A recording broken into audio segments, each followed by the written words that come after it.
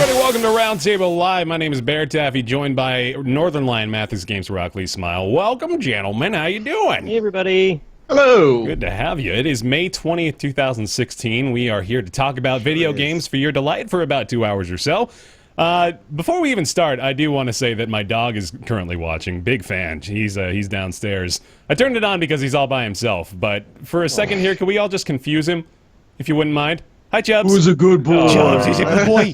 You doing so good? Hey, bud. He's a nice job. Bad boy. Bad. No, he's fine. Sorry. Who's gonna feast on the flesh of his owners? Who's gonna salute the Dark Lord? Oh, he is, absolutely. He's a dark dog, man. He gets into those let's not. those rituals late at night. We got an interesting docket today. It's a slow news week. We'll be the first to admit that, but a couple of interesting things.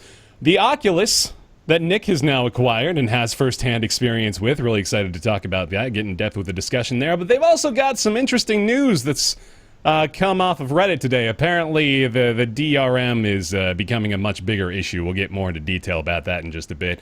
tinyBuild and their PR initiatives. We want to have a very interesting conversation about that as well. More importantly, the release of One Troll Army on Steam for free. So, interesting stuff there, too. We're going to talk about Enter the Gungeon more now that we've all, or most of us have at least had the chance to get much deeper into it. We want to talk more about the specifics of that game now without spoiling too much, so forewarning there, too. Homefront: The Revolution for a touch, as well as Salt and Sanctuary that was just released on PC this week. And we'll get to Dark Souls 3 a little bit as well if we have the time, sort of similar discussion to what we're going to be doing with Gungeon there.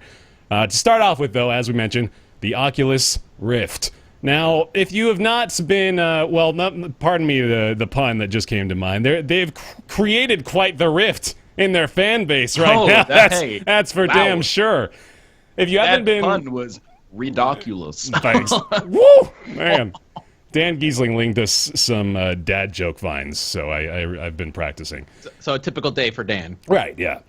He's just practicing. If you haven't been following the news with Oculus, they have been sort of at the center of a shitstorm of their own making as far as their PR goes. Palmer Luckey has never really been afraid to tell people directly what's going on, or at least his opinion on things as they've been going on. But people sort of have been using that as more fuel for the fire, sadly. So in a general sense, Oculus has been pretty far behind on shipping their headsets for probably a couple of months now, right? It's been, well, Nick, your personal experience with that was probably pretty enlightening, right? I pre-ordered it right as soon as I could the day it opened for launch, and I just got it 2 days ago. So if that puts it in perspective. So sooner than I expected, actually. I thought it was going to take until the end of the month. And once I found out it was shipping, it got to me within 2 days. So there is that, at least. Yeah, a little bit of a positive there, I guess. So... Palmer Luckey. You know, you remember the song from Britney Spears from 2001, Lucky? Oh, I remember, yeah. Oh, shit. Okay, dude, there's a parody waiting to happen there. We need, like, the Idle Thumbs guys to do it. You know? Yeah, I hear you. Palmer Luckey, he's a star Oh, sorry. in the burgeoning world of game VR. Nice. Needs to stop. Oh, early practice for Nick's Weird Games. You're always on for the songs. My hardware doesn't need a lift. Why do people shit on Oculus Rift?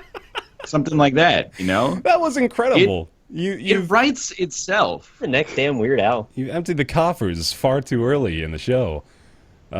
So the Oculus has been plagued with issues, and now the news only gets a little bit worse. So what's come up today is that apparently there has been a change in the Oculus firmware that disallows you from utilizing third-party apps or really anything beyond what Oculus has permitted you to use, more or less. They're really trying to bottleneck the entire Oculus library into this is what you get to use and this is the headset that you get to use it with.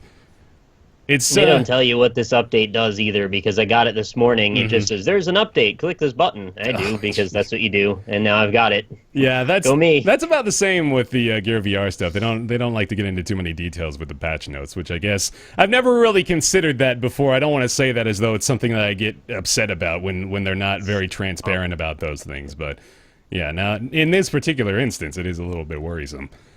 A lot of people, too, are gonna make the argument of, oh, well, this is what happens when Facebook buys you out. Palmer Luckey's selling out his love for the PC gaming community, but that argument may be a little bit of just scapegoating things, you know? I mean, it is difficult. I mentioned this to you guys. It is difficult to look at this and not think Facebook has a hand in it, but it is more likely, I think, just an internal decision that may not end up being the best one. What do you guys think? It feels like, and I don't know if this is going to go to Vive and all this other stuff, but it feels like they're treating the Rift like, as opposed to treating it like an extended piece of hardware for your PC, they're treating it like a console. Mm-hmm. Yeah. And I don't like that. Because buying a VR headset, you're only going to be able to buy one. It should be being like you're buying an extra piece of hardware for your computer to extend or you just do more with your PC. Your PC is your console. The Rift is something that you buy to add on to your PC to do more with it. So them treating it like a console, adding DRM and being like, look, man, it's either PS4 or Xbox One. You got to pick one. You can't play the PS4 games on the Xbox One when it's not a console by any stretch is stupid. It's really stupid. Especially a lot of the Oculus Rift exclusives are going to be available on the Vive in a few months. Yeah. I pretty much agree with Mathis on this also. I feel like I bought the Oculus in general because I wanted the one with the least amount of walls and the one that would have the most support. And this feels like they've immediately put up a pretty solid wall. Mm-hmm. I should apologize, by the way. I'm kind of under the weather right now, so if I sound extra quiet or anything, it's just from that, just so everybody knows what's up. Yeah, that sounds fine. But yeah, it's just very disconcerting and sort of sad to hear this news right after I freaking just get the thing the other day. That's encouraging and this for you, is, there was also that other news too back in the day, remember, where they were saying like how they were reporting information back to Facebook servers and there was like an always running service going on in the background. I haven't even looked into how to disable that or what the deal is with that right now. Maybe surprising no one though, right? Yeah. Yeah. It's not super surprising, but it's still sad and a little frustrating. Mm-hmm. I mean, it's disappointing because, like, VR is this new... It is a new platform in a way that everybody wants to succeed, but we've already got, like, this business of, like, okay, yes, I'm Palmer Luckey, or I'm someone at Oculus that is in charge of steering direction for the company. I do want VR to succeed, but I want us to be at the forefront of that. Yeah. To kind of, like... And we were talking about this in the Skype call earlier, but... I get it if you're like Oculus and you have some kind of exclusive, you don't want somebody with an HTC Vive to be able to be like, okay, I can play the Oculus exclusive just by using Revive. So you force them to be incentivized to pick up your platform and then you keep them from eating your lunch a little bit. But at the same time, consumers right now, I think, justifiably, you're like, shit, I just spent like $600 or $1,200 on a VR headset and I can't play this game that feels like a huge ripoff. And I don't know if anybody out there, at least right now, is going to be like, well, I just spent $1,200 on a Vive, but, you know, they came out with Layers of Fear 2 exclusively on Oculus. Right. Like, are you going to pay $600 to pick up another game on Oculus? No matter how good it is in the first place. Sounds an awful lot like... so I think just in a general sense, a lot of companies are trying to look at the prospect of either games as a service or just really...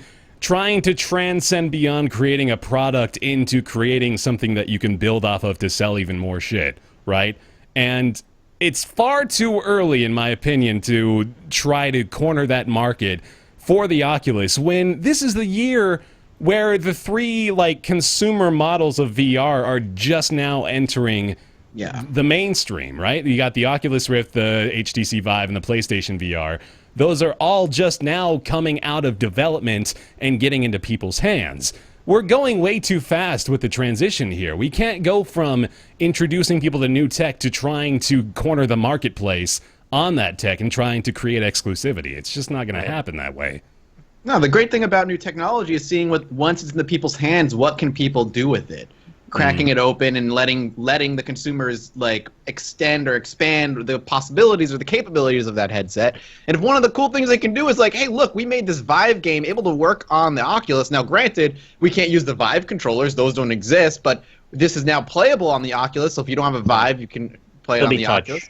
Touch is the equivalent. When the Touch isn't out yet, though, right? No, it's not. But it sort of mirrors the same functionality, or will anyway. But for now, like just say, hey, this at least works in the Oculus. That's cool. That's like that gives people who have an Oculus the ability to play a Vive game. I'm sure the same is going to happen on the Vive. Like, hey, these Oculus exclusives, we've got them to work on the Vive. It may not be perfect, but they work. Like, well, just let the consumers explore and expand and mod, I guess, what they have. That's gonna allow the consumer base to grow. And that's it's easy for us to say, like as little guys, but my perspective is like if you worked or if you were high up at Oculus, right now you should be stoked that people are buying Vives or even Gear VR. Like it just illustrates that there's demand in the market where like 3 or 4 years ago it's unfathomable. As far as I'm concerned, if someone's willing to throw down over, well, I mean it's less in America, right? Like I don't remember how much the Vive is in the U.S., but it's 1,200 Canadian, 800 here, I think. If you're willing to throw down, $800 to buy a Vive, I think it's reasonable to assume that if Oculus ends up winning out in if this is actually a hardware where it's going to have like a winner, those are going to be people that you can tap as consumers, you know, in the next generation because they're already when they're cheaper to it. Yeah, exactly. When the second wave of VR comes out and it's cheaper and they all have motion and controllers, that's when people who got to try their friends VR are going to step in and buy their and you should be happy that the Vive is doing well or whatever headset did well. Yeah, so to kind of like exclude people like that and not give them the ability to basically, let me put it this way, to hamper their ability to enjoy their extremely expensive purchase from an entertainment standpoint, just seems to me to kind of be like, you know, nipping it in the bud, basically, where we could, you're developing like interest in the medium and you're kind of like, okay, like we already got your money, like stay away from us for now. Like we don't want you to enjoy it unless you buy our platform right now. Yeah. Interesting to note, too, as far as Mathis's argument for allowing the people to just sort of take it and do as they will with it. Google's sort of employing that approach now with Daydream. They just were... their VR headset, yeah, they recently were just talking about Daydream, and pretty sure it's not... Oh, it's coming in fall 2016, yeah, so not quite available yet.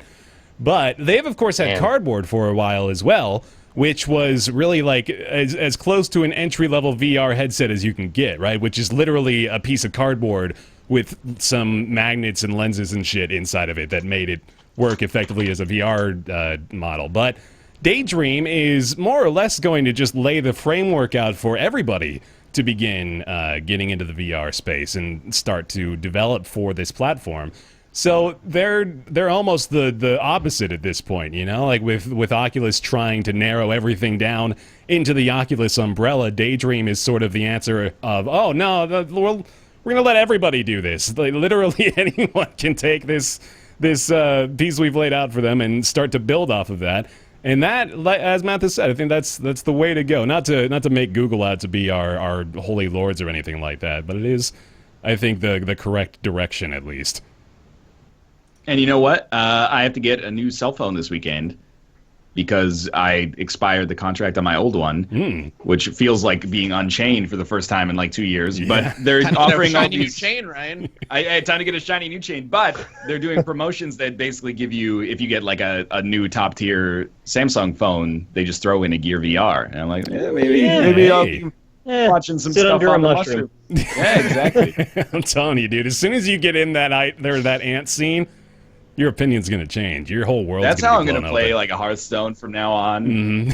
Under a mushroom. I'm going to watch really grainy like 90s Wu-Tang Clan music videos. You know how people always say like the first time you drop acid or something, like your whole life's perspective changes permanently. Right. That's the mushroom trip, man. Like that's what people would do on acid, I'd imagine. But this is just the real thing. Is like you get the VR headset on, and that's basically the experience. It's life-changing, dude. Acid emulation. But then if I go in and I'm like, hey, do you have the Gear VR thing going on? They're like, nah. I'll be like, oh, okay. Yeah. Well, I'll still buy the phone. But... It was kind of funny to me too. I mentioned how Palmer Luckey is not really afraid to, you know, get online and defend his company. Really, it was interesting to me to see that he argued that they're not trying to, necessarily funnel everything into exclusivity for Oculus. He used the argument that their support for other headsets, such as the Gear VR, is indicative of that. which isn't true at all because Oculus owns the Gear VR, and that just seemed a little disingenuous to me. I don't know what they're, what kind of wool they're trying to pull over our eyes here, but it is weird that they're like making such a half-hearted effort at trying to explain it away. I don't know if I think the point I'm maybe trying to get at here is I don't know if Palmer actually like genuinely believes that anymore. I'm wondering if he's just a mouthpiece at this point. And this is obviously a pretty bold statement, you know, but at the same time, it seems like everything we learn about Oculus, the further we go into this, the more reason we have to distrust them, unfortunately.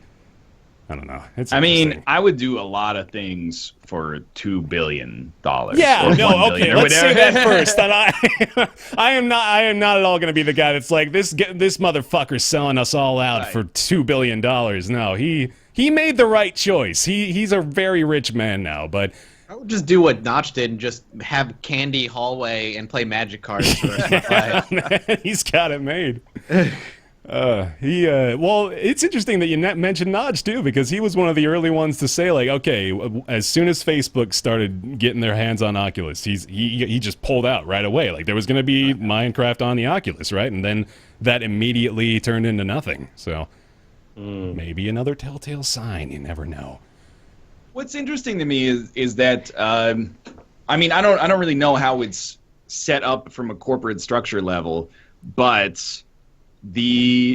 Steam is the software provider for the HTC Vive. Mm-hmm. So, I mean, I don't know who has greater ownership, HTC or Valve. I would assume probably HTC, as I imagine it's a larger company. But anyway, like on Steam, you can purchase games and play them using your Oculus. Yeah, I'll talk about that later. Okay. I actually Apparently don't know you can't. if on no, you can, but it's weird. Okay. On the Vive, you basically just load into like the Steam virtual environment or whatever. Can you? I mean, it's like it seems like it's not 1-to-1. I guess is what I'm trying to get at. But I'm getting like too many levels deep in like the emulation environment. I think I understand what you're trying to say, but yeah, it's not exactly comparable. If Steam said, hey, your Oculus is plugged in, we're not letting you play shit, that would be a huge news story. Right. Much larger than this one even is. But, it just seems like Valve is kind of being, maybe they have the luxury of being a little bit less aggressive about it. It's interesting you bring up the DRM because there's a Reddit comment that I think kind of wraps up how the DRM's working on the Oculus pretty well. It says, when you put DRM features, you tie them to the digital service you use for distribution, not the hardware you sell. EA forces you to connect to their service for their online games. They don't force you to buy a Battlefield keyboard. Yeah. Yeah. It's a new frontier in that respect as well, and I don't even necessarily mean that in a good way. I think they're almost finding a new way to exploit people. Not to use such strong language, because I don't think this is this doesn't even seem like it's necessarily a something done out of spite, or you know, it's not. There's no malice here. There's no real desire to try to ruin people's experience. I think this is just something that they thought they needed to do, right? It's so. I'm not even sure what the limitation is, to be honest with you. Exactly. I think it's so minimal in the respect of what I'm trying to do. Like, my Steam games will still work just fine, and that's the majority of the only other place I would care about. What is the other option? Like, where do I care about losing rights in this? I don't know. Well, we don't know yet. Yeah, that's the thing. Is it's all still the looming prospect down the road, perhaps. Sort of like I think it says something as well.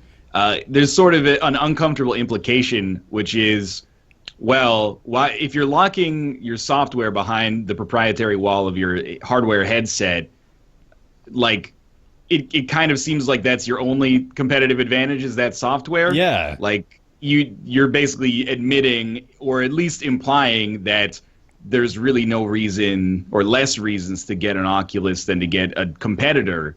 In the sense that it's not selling itself on its hardware, you know, specifications or something along those lines from a product. It's like a console. No, seriously, you're not buying a PS4 over an Xbox for normal people. You don't buy a PS4 over an Xbox One because of how much more powerful it is. You buy one over the other because it has the games you want. Mm-hmm. And just to be clear, I'm not saying that the Vive is better than the Oculus. It's just that the fact that they're saying we don't trust you to buy our product on its merits. We want to give you an extra reason to do so that is a little bit anti-competition.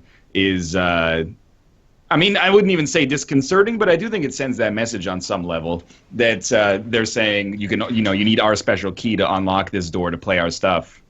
I wonder how much of it was so in 2014, 2015, mostly 2014, Oculus sort of was just the powerhouse, right? There wasn't really a challenger that was showing up yet, at least back then. And I feel like maybe a lot of that has, or at least maybe the attitude created out of that environment maybe has carried over a little bit, because they don't seem to at least be 100% aware of the fact that from an outsider's view, they're not really on top anymore, and they're sort of dropping like a stone, honestly. As far as public opinion goes, it's definitely not looking too great. I think once for people them started anymore. getting to try the Vive, people were like, Yeah. this is actually Honestly, incredible. my opinion changed almost as soon as I tried the Oculus. I felt like I kind of made the wrong call, to be honest. So that's perfect transition there. Let's get into Nick's actual experience with the Oculus. So go for it, man.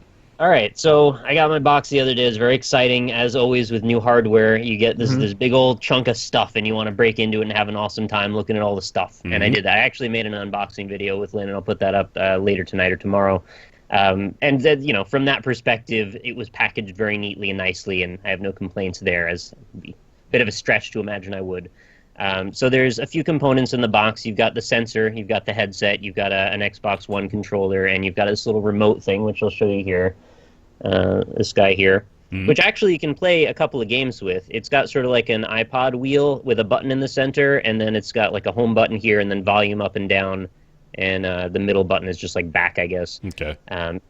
So that's not really, you're not gonna do much with that, but it's something at least. And then obviously the Xbox One controller takes up the rest. So you need two sets of USB 3 ports open, and you need one HDMI cable ready to go. Not a problem generally, until you realize that there's certain USB 3.0 ports that aren't supported, which was very frustrating for me, because I guess the controllers that operate them, like the software bridge that happens inside of the motherboard, has to be of a certain specification for it to recognize it as a USB 3. Otherwise, it assumes it can't understand what you're doing. So the headset plugged in fine, and the HDMI and the one USB worked, and then the other one wouldn't register at all. So I thought, am I screwed? And then I started looking, and people were like, oh, yeah, you've got to buy a PCI card for that. I was like, fuck me. Seriously? I just got this thing. I'm ready to go, and now I've got to go buy some hardware.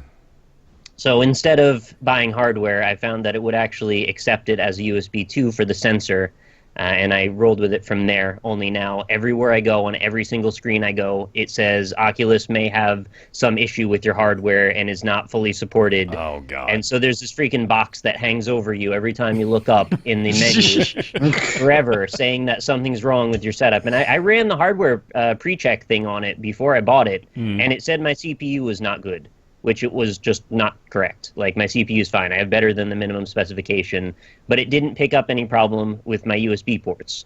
So the thing it had an actual problem with, it didn't find, and my CPU, which was fine, that didn't. I've heard a couple of people have issues with that diagnostic program before too. Yeah, it seemed really badly coded, and it just wasn't ready for consumption. And that was kind of the same impression I was getting from the setup, from putting all the software together. So your first thing is you got to go to this website, and it gives you the thing to download, and then it runs a bunch of diagnostic stuff, and then it pulls together a bunch of drivers, installs a bunch of stuff, and steps you through one at a time all the things you need to do. And in general, it wasn't that complicated or difficult. It was just very frustrating when I got to the point where the USB port didn't work properly, and I didn't know what was going on there. So I was like, well, those are USB 3. Why do they not work? So I had to do some research. Eventually got past it all, got through to the actual setup where you're actually wearing the visor. And that was pretty exciting. My first time actually wearing a proper VR visor and seeing things in 3D. That was my first moment. I put it off for a long time. I had a few times where at PAX I could have worn one. Never did it because I wanted it to be a special moment.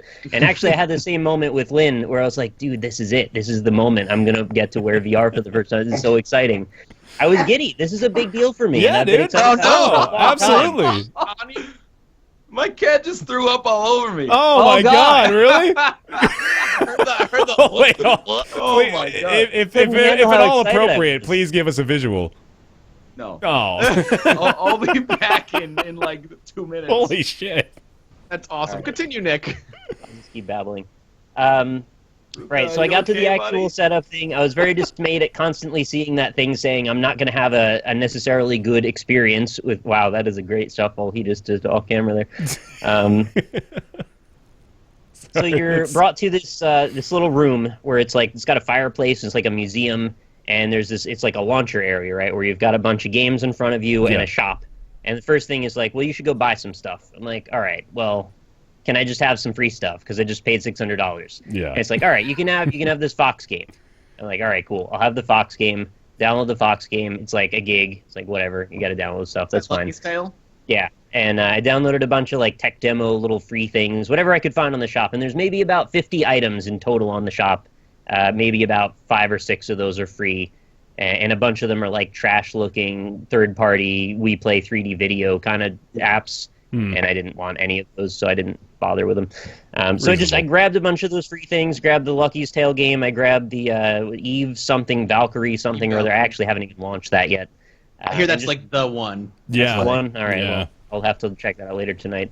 And I just ran a bunch of those little videos, and I was like, this is pretty cool. I'm watching 3D stuff happening in my room, and Yeah. the sensor worked fine, even on USB 2. I had no lag, no problems.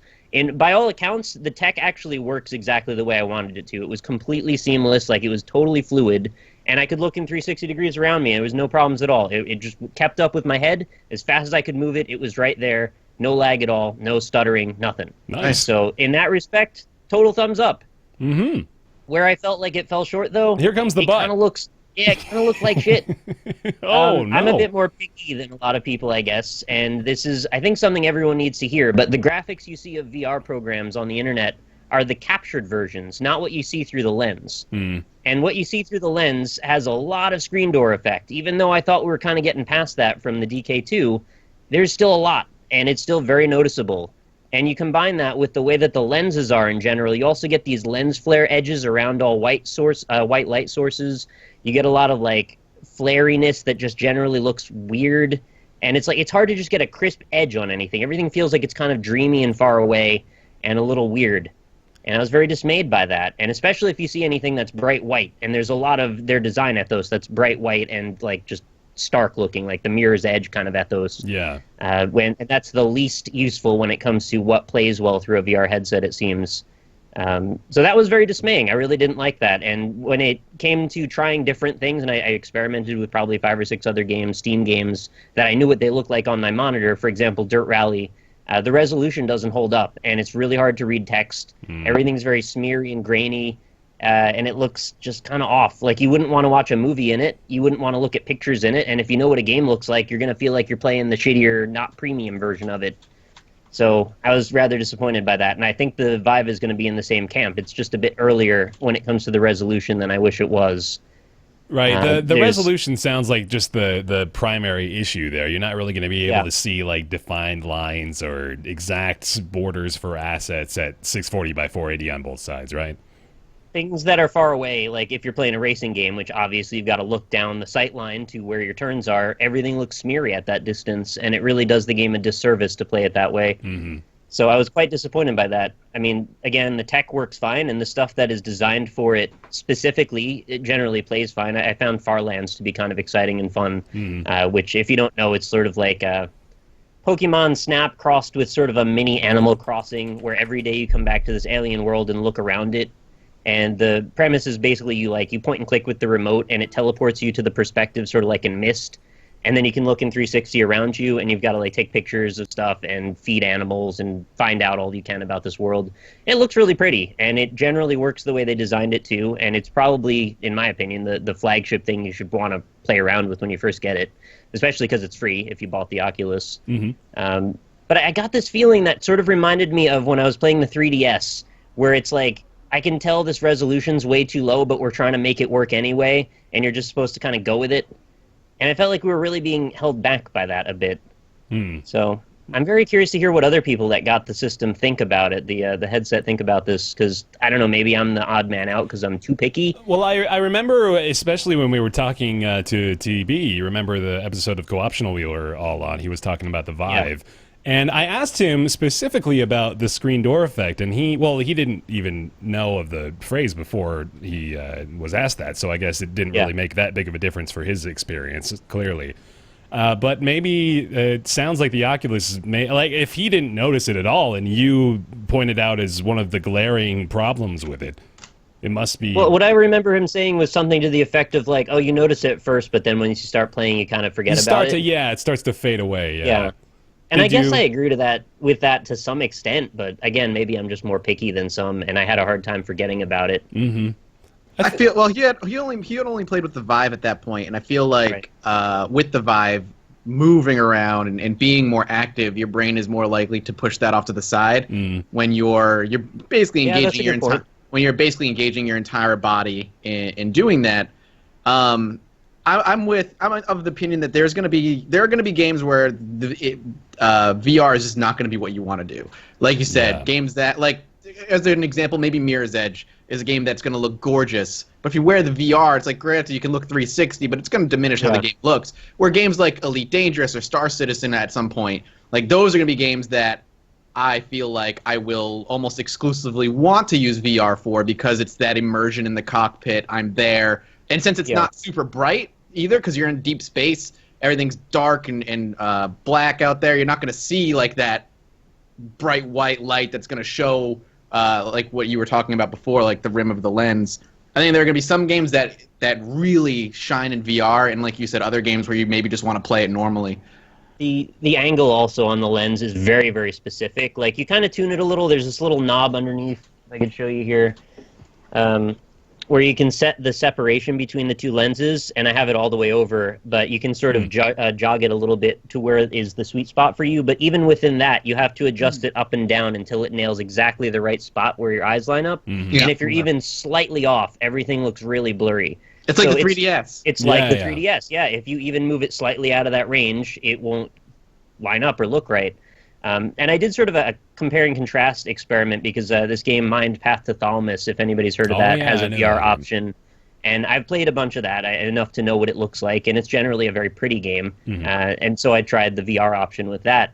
And I found that putting yourself in the first-person perspective from that camera really does the game a disservice because all the assets really crumble when you can see them at that close a range. They're not meant to be seen right up in front of your eyes. Right.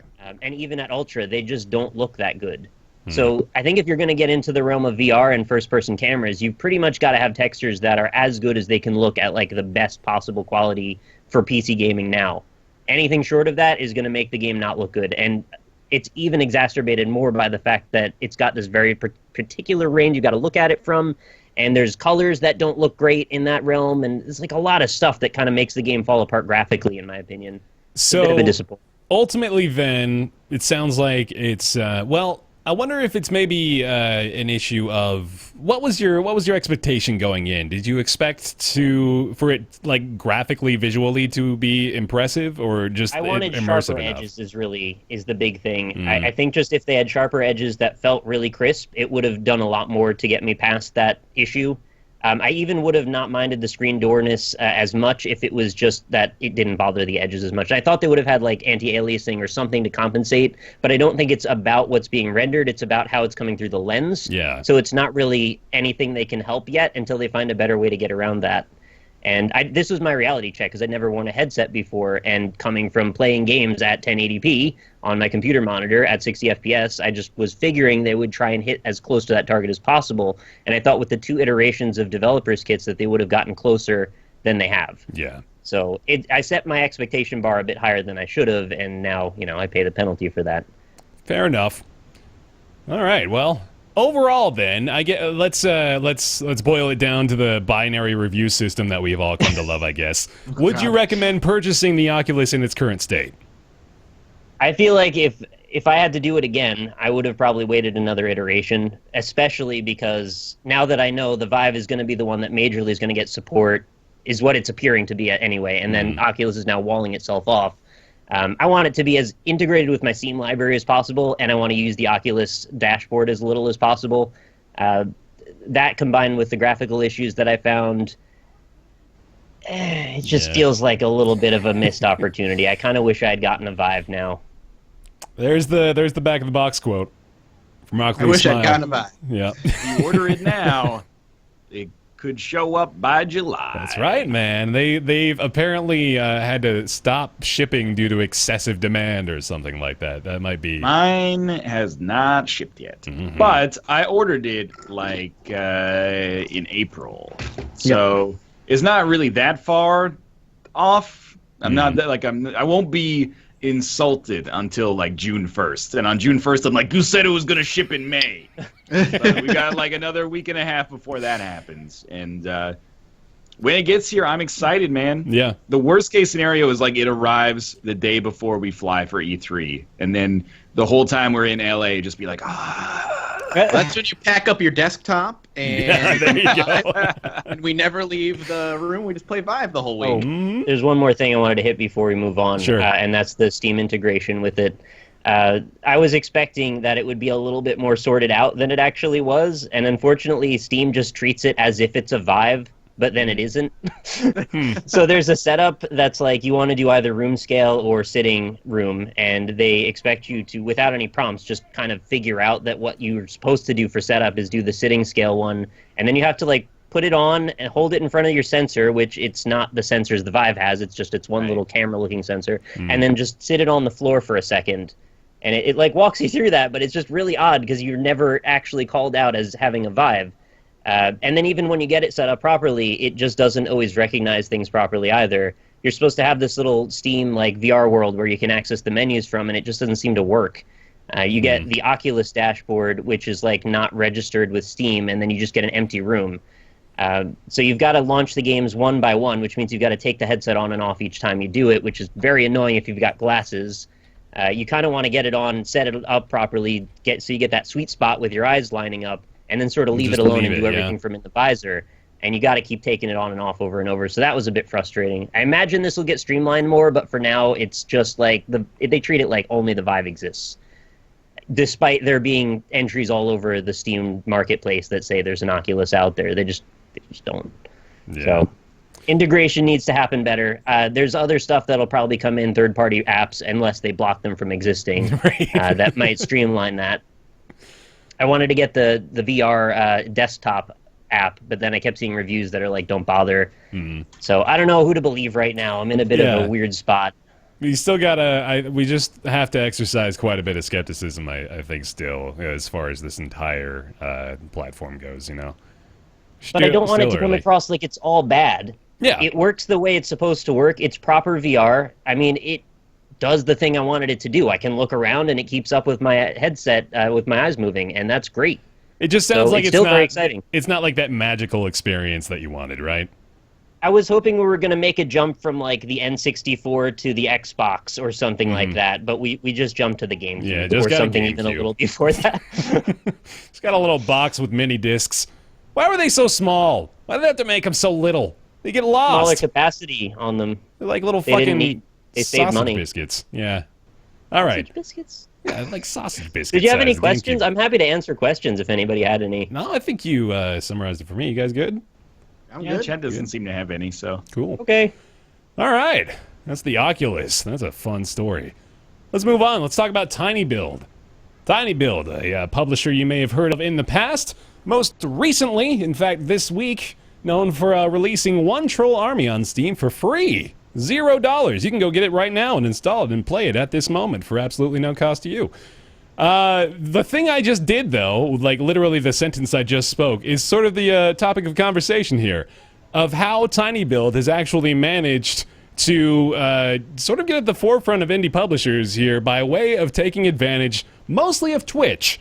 It seems like, in a general sense, tinyBuild tends to focus pretty heavily on Twitch, on ways to utilize Twitch from a marketing perspective. So, one troll army in particular, they told everybody, they told their 100,000 plus Twitter followers, if you can beat us in this game, streaming live on Twitch, I imagine is what they were doing, you get the game for free.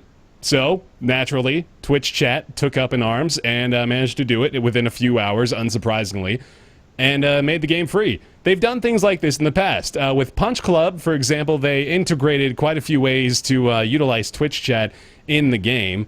They, I think they did some sort of promo on Twitch as well for that. I don't know if it was necessarily like just streamers are playing the game sort of thing, but they also, I should mention this as a full disclosure thing, they also had an affiliate program for that. So directly through tinyBuild, streamers and YouTubers could sign up for their affiliate thing and actually sell Punch Club with their own customized link with a coupon code for it. So that was kind of neat. But I did get money for that, so FYI to everybody. But the general topic of conversation here is tinyBuild, and I want to talk to you guys about how you feel about their approach. Because as I mentioned, it is mostly Twitch stuff, but they have, to a measurable degree, found some success with their approaches. Do you feel this is effective? Do you feel it's maybe a little disingenuous? Ryan, I know you have some particular opinions on it. I wouldn't necessarily describe it as disingenuous, but you know, I'm something of a grizzled, cynical veteran of this industry, or like almost as close to it as you can get. And I will say that when I see channels that are newish and they're like, oh my god, like tinyBuild, they're so pro Twitch and they give us like so much respect and that's awesome. I'm like, you need to recognize that even like the people working at tinyBuild that I've had interactions with have been lovely people, but they are trying to sell their video games and sell you on their brand as well. And you are like the mouthpiece that gets that message out to more and more people. So even though it is like oh, there's love for tinyBuild for Twitch and there's love for Twitch for tinyBuild, like there is a transaction that is close to financial that is happening there that's kind of in the interest of both parties. So I think tinyBuild for the most part has done a pretty good job. And as I was saying in our text conversation, I don't think that anything that they've done has been unethical. But I am wary of any publisher that is just like, you know, we heart Twitch this much, like we heart YouTube. It's good, and for a long time, nobody on Twitch and YouTube as content creators were getting like any respect at all. And this is kind of a situation where a smaller publisher has come in and used that to their benefit and been like, well, these guys have like, you know, huge audiences relative to a lot of writers and traditional press in the games media that we can take advantage of. And I do think that they've gotten a lot of goodwill almost by default by being one of the few publishers to do this, and it makes me a little cynical, I guess, to see Twitch streamers be like, well, tinyBuild like has our best interest in mind. It's not like they don't have your best interest in mind, but it is in their self-interest as well. So when I see stuff like, you know, the affiliate store, I have no problem with this. You know, we're going to do something where, you know, if Twitch beats us, or if Twitch beats Punch Club will come out faster. That's all cool. That's Twitch integration into, what was that game called? Party Hard. Neighbors having a Party Hard. Twitch integration into Party Hard was kind of neat. And even this One Troll Army stuff has been cool, but I do worry that there's maybe a little bit too much like rah-rah tinyBuilds that streamers maybe are not aware of the fact that they're also being used in a way. I mean, I don't want to go super cynical here, but is that not just the way Twitch is? They're rah-rah about anything that is pro-Twitch. Well, yeah. I mean, that's probably true. The Twitch mentality is they love themselves as it is. But, like, anytime there's somebody that's super pro-Twitch, they're, like, fucking all over it. Well, yeah, that's, think about with Choice Chamber as well. Remember back when that Kickstarter was running and Twitch forked over something like $5,000 just to be able to make it happen. Yeah. Yeah. That poor game. That's a cool idea, but... There's this perception that seems like people that are getting into this now, or people that are new to the concept of making money on Twitch or YouTube, they feel like they need to undervalue themselves. It's like, holy shit, I can make money. I can make a living playing video games. And they can't get over how exciting that is to themselves. So they undervalue themselves drastically. And then people come in whose, you know, own self-interest serve that. And they use that concept to go, hey, look, you want to do a thing? Here's a code. And someone going, oh, my God, you'll give me a code? Yeah. That gives me this air of legitimacy. And now all of a sudden I feel like I'm somebody. So they're just, it's sort of a little bit, I don't want to say psychological manipulation, but it is how business works. Yeah. So I think that's all like where Ryan's coming from, right? And I pretty much agree. I want to come to bat for him for a second because I do want to say. I don't want to put words in anybody's mouth either, please. Sure, yeah, no, like I think it's hard to really.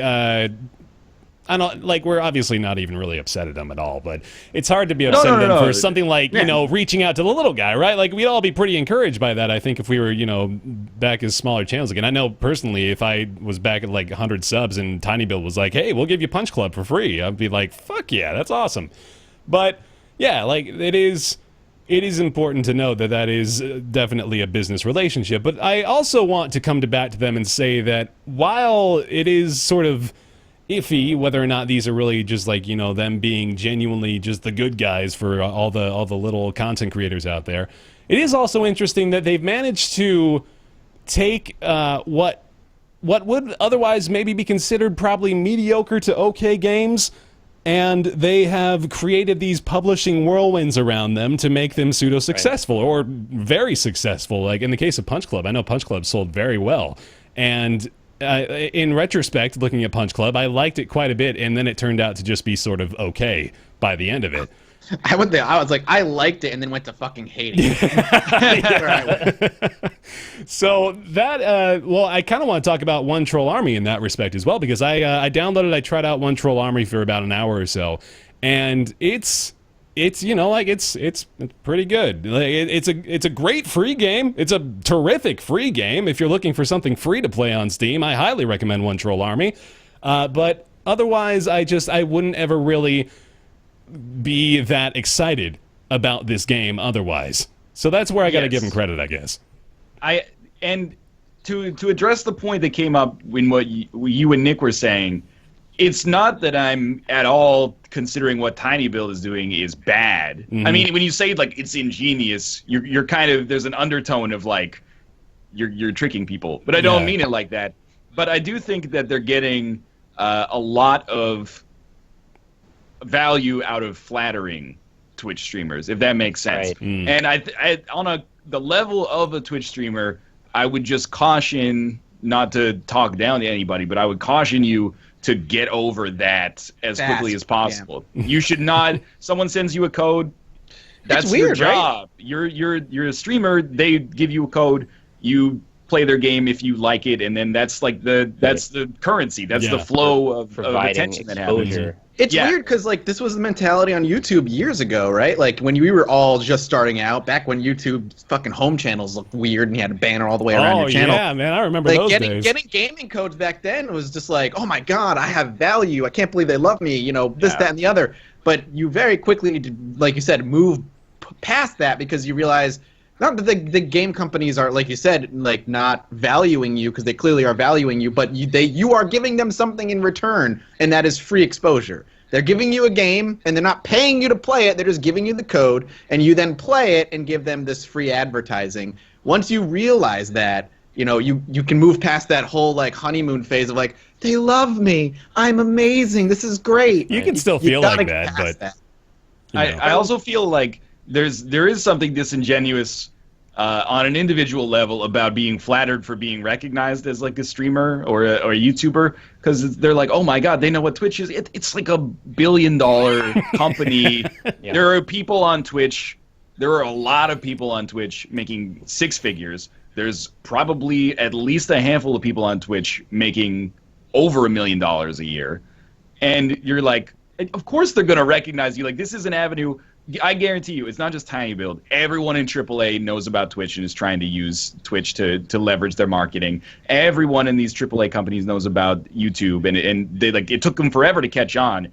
But I do think they get maybe like I'm surprised, I guess, at the amount of value they're getting out of streamers for basically, bending over backwards for them, but... Yeah, well, think about what it is they're actually doing, right? Like, the comparison there to the AAA devs who are aware of Twitch and want to try to use it to promote their stuff. I think the extent that goes to, basically, is something like Ronku, with EA.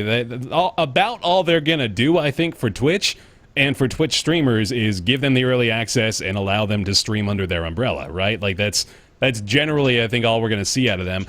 tinyBuild is offering games for free, right? Like, they are saying, if you do this, we will put out a game for free. If you do this, we'll release the game earlier. Like, they have a level of control, I think, because of the size they are, that allows them to do such extravagant things in order to actually drum up publicity. Well, the cynical side of me says, okay, well, if they were releasing it for free, then the game was done anyway. Yeah, who gives a definitely. Shit? Well, and one troll army, how much were they going to charge for anyway? 50 cents, 99 cents? I totally agree with you there. Yeah.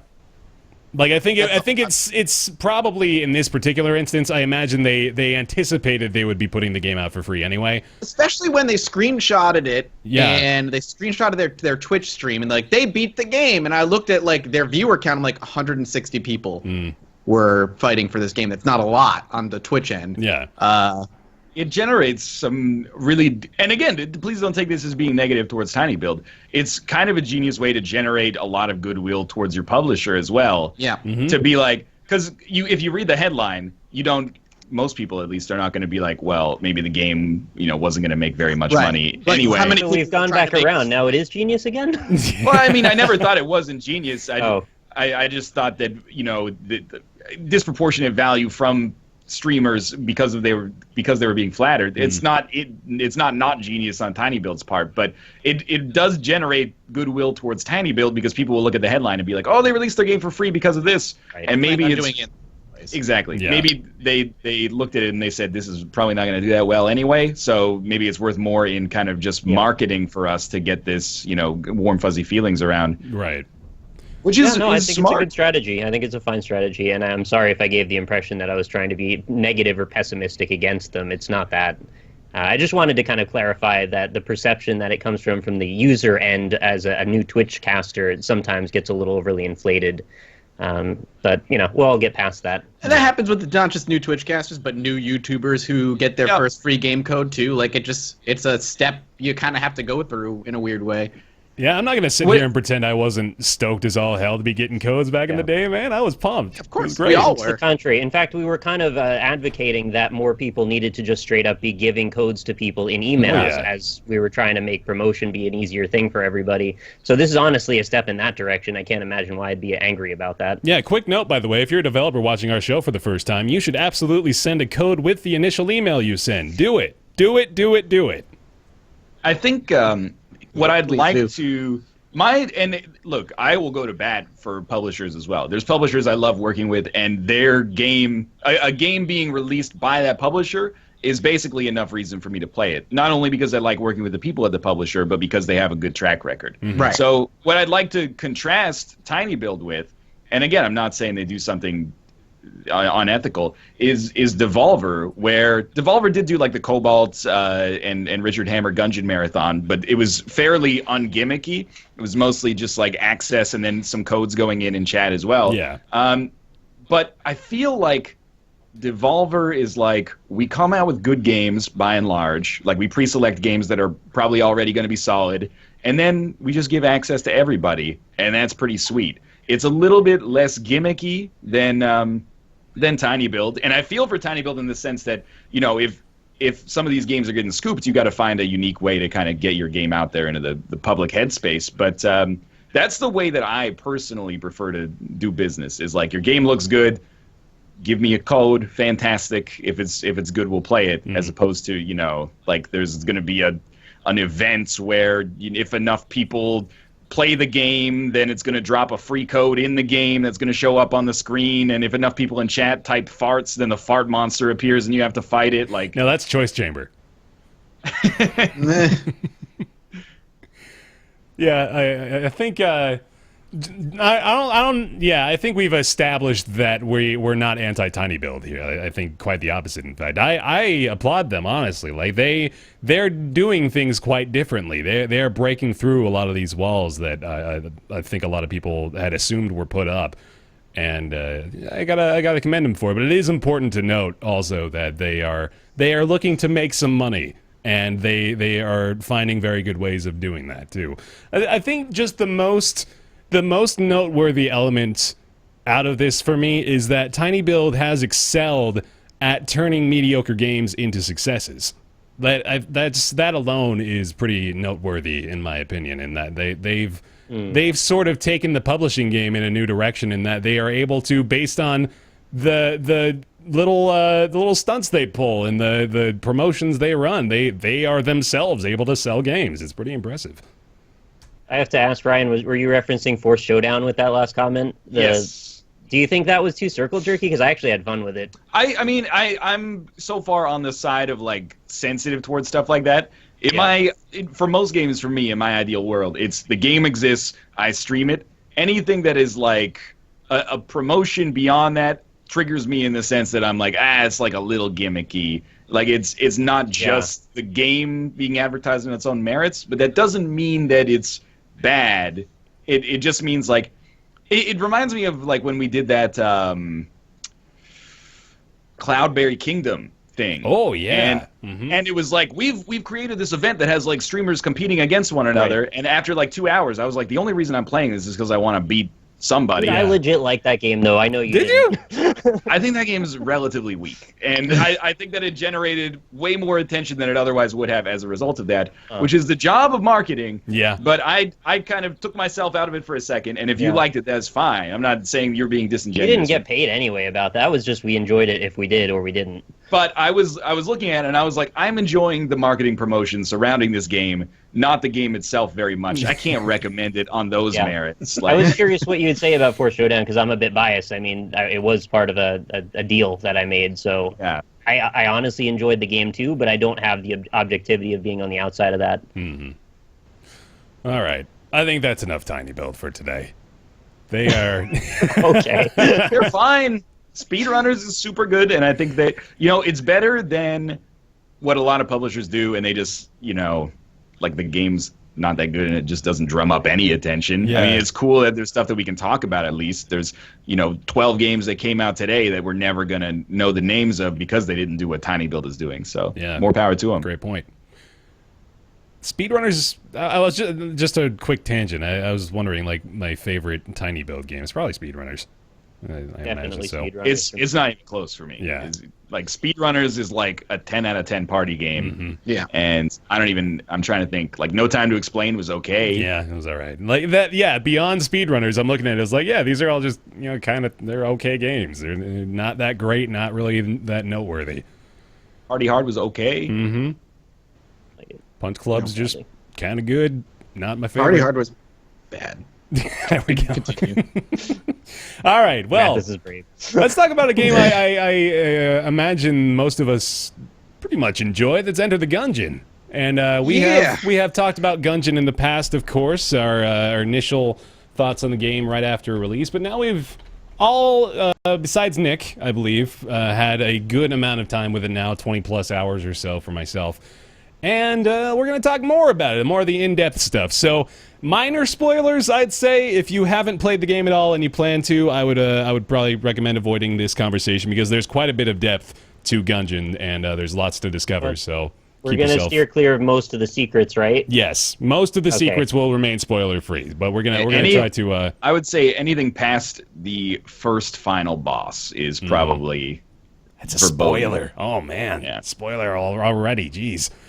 So let's go around. So Mathis, after a little while, feeling better about Gungeon? I know you had probably a different opinion than. I think I have the different all three of you. Yeah. I'm done with that game. You're done with it. And not because I think it's a bad game, because I don't think it's a bad game. I actually think it's really good at what it does.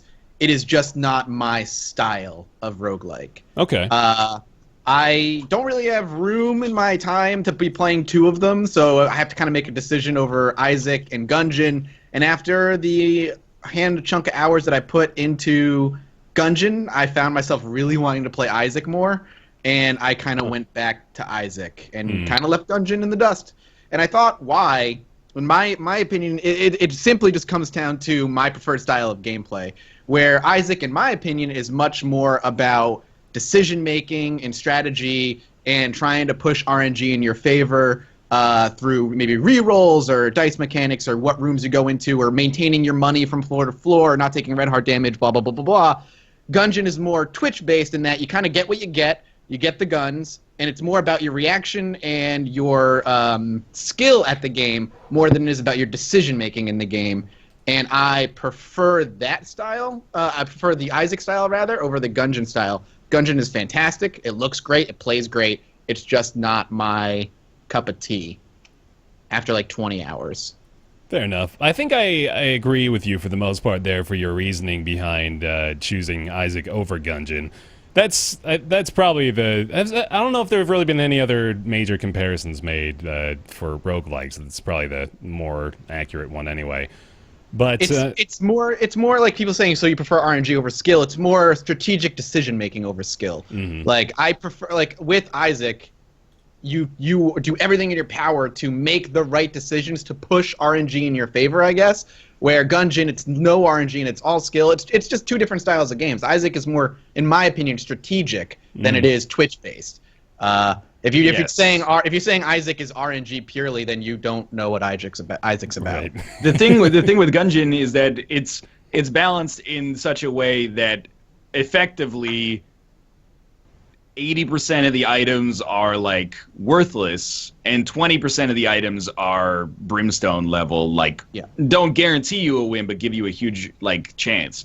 And like in Isaac, at least the items that are not game winners affect your run. Like if you pick up rubber cement, you're not like, oh, this has won me the run, but for the rest of your run it has kind of like an influence that prevails throughout the run, and it can eventually lead to something cool. But in Gungeon, although there are a lot of passive items, most of the time you pick up like a shit gun and you're like, okay, shove that in the inventory, I'm never going to think about it again because I have one good gun and one decent gun that I'm just going to use for everything.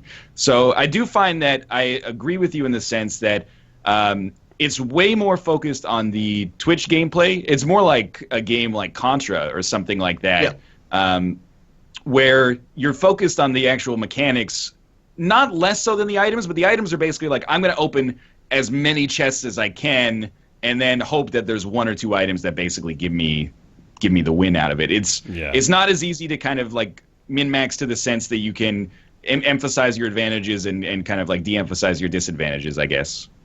That's fair, yeah. I agree with you for the most part there. I'm still definitely enjoying it. I think I'm still going to be playing it for quite some time, especially because I've only now managed to clear the first final boss after probably that was like episode 20 or something. That was finally the run that I managed to take him down. And I think difficulty-wise, I like it quite a bit. I think the difficulty curve on it is pretty damn near perfect. I felt like I was learning at a really good pace. I was making progress at a really good pace and getting down to the lower level bosses at a rate that made me encouraged to continue playing and keep wanting more. So I wanted to give it credit for that. But it also is just a little bit too repetitive now, unfortunately. Like, especially in Chambers 1 and 2. Like, you know what you're getting into now, right? There's really nothing that's going to throw you for a loop. There's not really any curveballs that can hit you that are...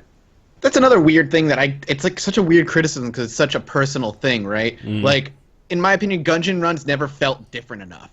Like, they always felt similar. The guns were different and they're cool, but like, by the time you're on Caves 1 or Caves 2 in Isaac, your run can look fucking 100 times different than it did on your previous one, where the guns, they're cool and they do some neat things, but for the most part, your run looks relatively the same unless you get this like a Meat Boy gun or whatever that just carries you through the whole game. Isaac runs are more interesting in visually and in how they play than Gungeon was. Yeah, I definitely agree with that, and the issue of a little bit of repetitiveness, and in the guns themselves as well. Like, there's a good amount of variety as far as the projectiles go and what they actually do, but it's really just not enough to break up the monotony, I don't think. It's mostly in the early game, though. Like, when you start to get a good supply of items, and the enemies tend to become a lot more varied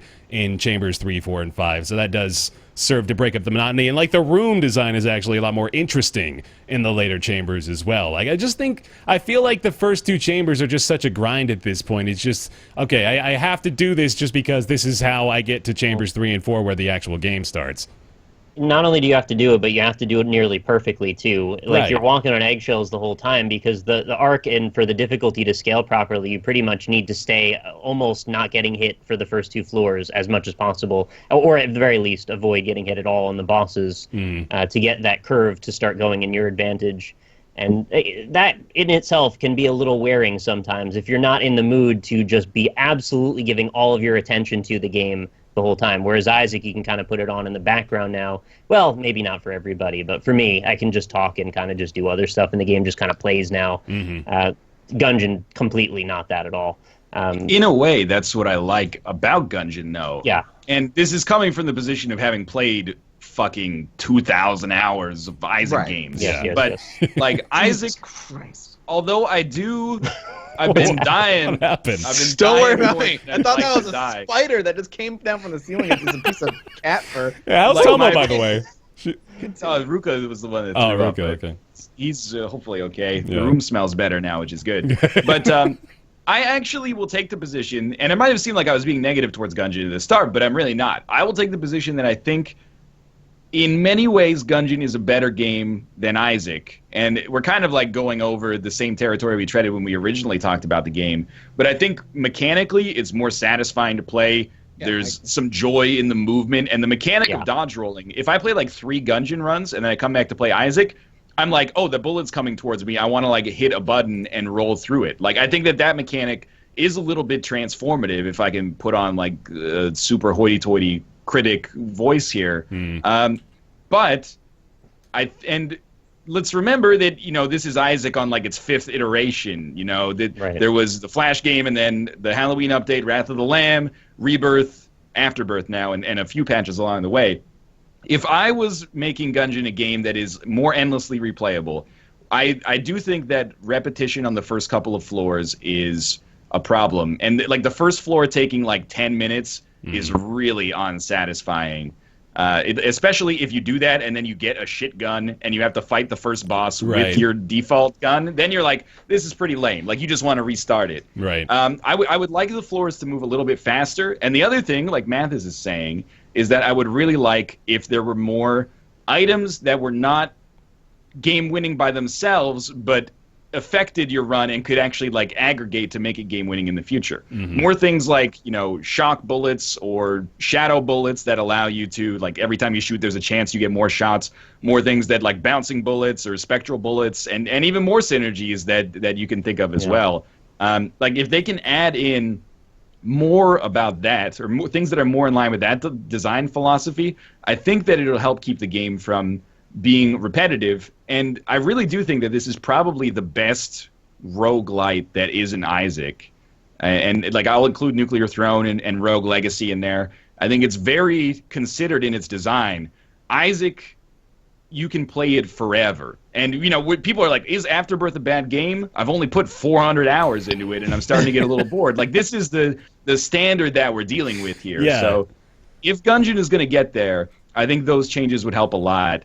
And I do think that as people play more, the difficulty curve will be right, because it's quite hard, and you do have to focus the whole time. But I know I'm starting to get there. It's going to take a while. Yeah, I hope I didn't come across as being negative. I was just sort of giving my background on it. Honestly, I think the game is fantastic. I think it fits right in the other slot next to Isaac, as this is the active and this is the passive game, depending on my mood.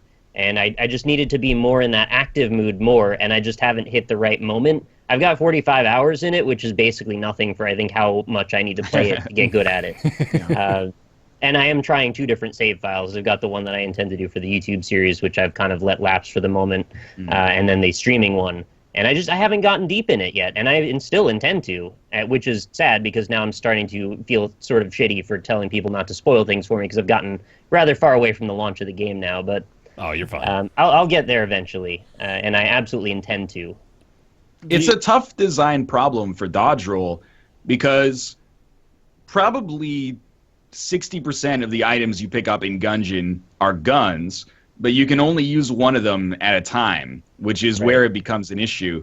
So, I mean, I don't know how they're going to deal with that. I assume that they're probably this game is a huge success, so they've got to be working on some form of DLC or an expansion pack or something like that hopefully it expands upon that. But that for me is the crux, is that in Isaac, you pick up an item. Let's take Mom's Heals as an example. You say, oh, it's Mom's Heals. It sucks.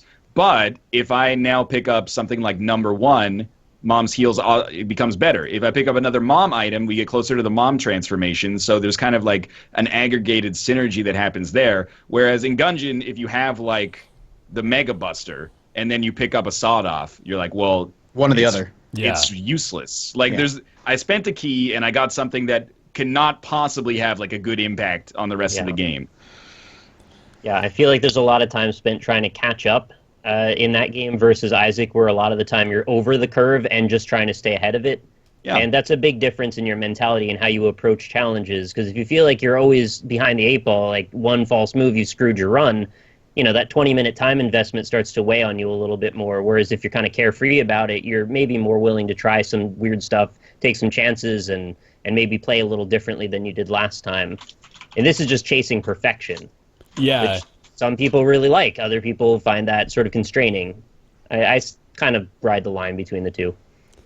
We mentioned that these are mostly comments and critiques bred of a ton of time invested into the game, right? So these aren't the surface level issues. These are obviously built from a lot of experience and enjoyment of the game up to this point. I would love if I feel like they need a way. We've mentioned this a couple times, in order to make it so the endless belt of guns that you end up with isn't just totally useless by chamber 4 or 5, right? Because by that point, 90% of the time you've just decided upon a weapon that's effectively going to end the game for you.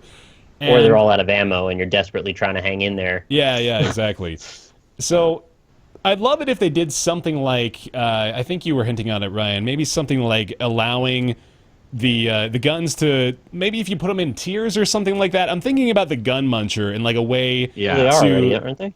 Yeah, they kind of are, right? I think they're like pseudo categorized in the game's language. The way the hegemony store unlocks them, I believe, are in tiers. Okay, so there's something like that, but I'm more alluding to something like allowing you to identify two guns that could maybe go well together in the gun muncher to provide you something much better, you know, or like any kind of synergy that you can make apparent that means that the item that I got that I wasn't even excited for may actually have some use down the road.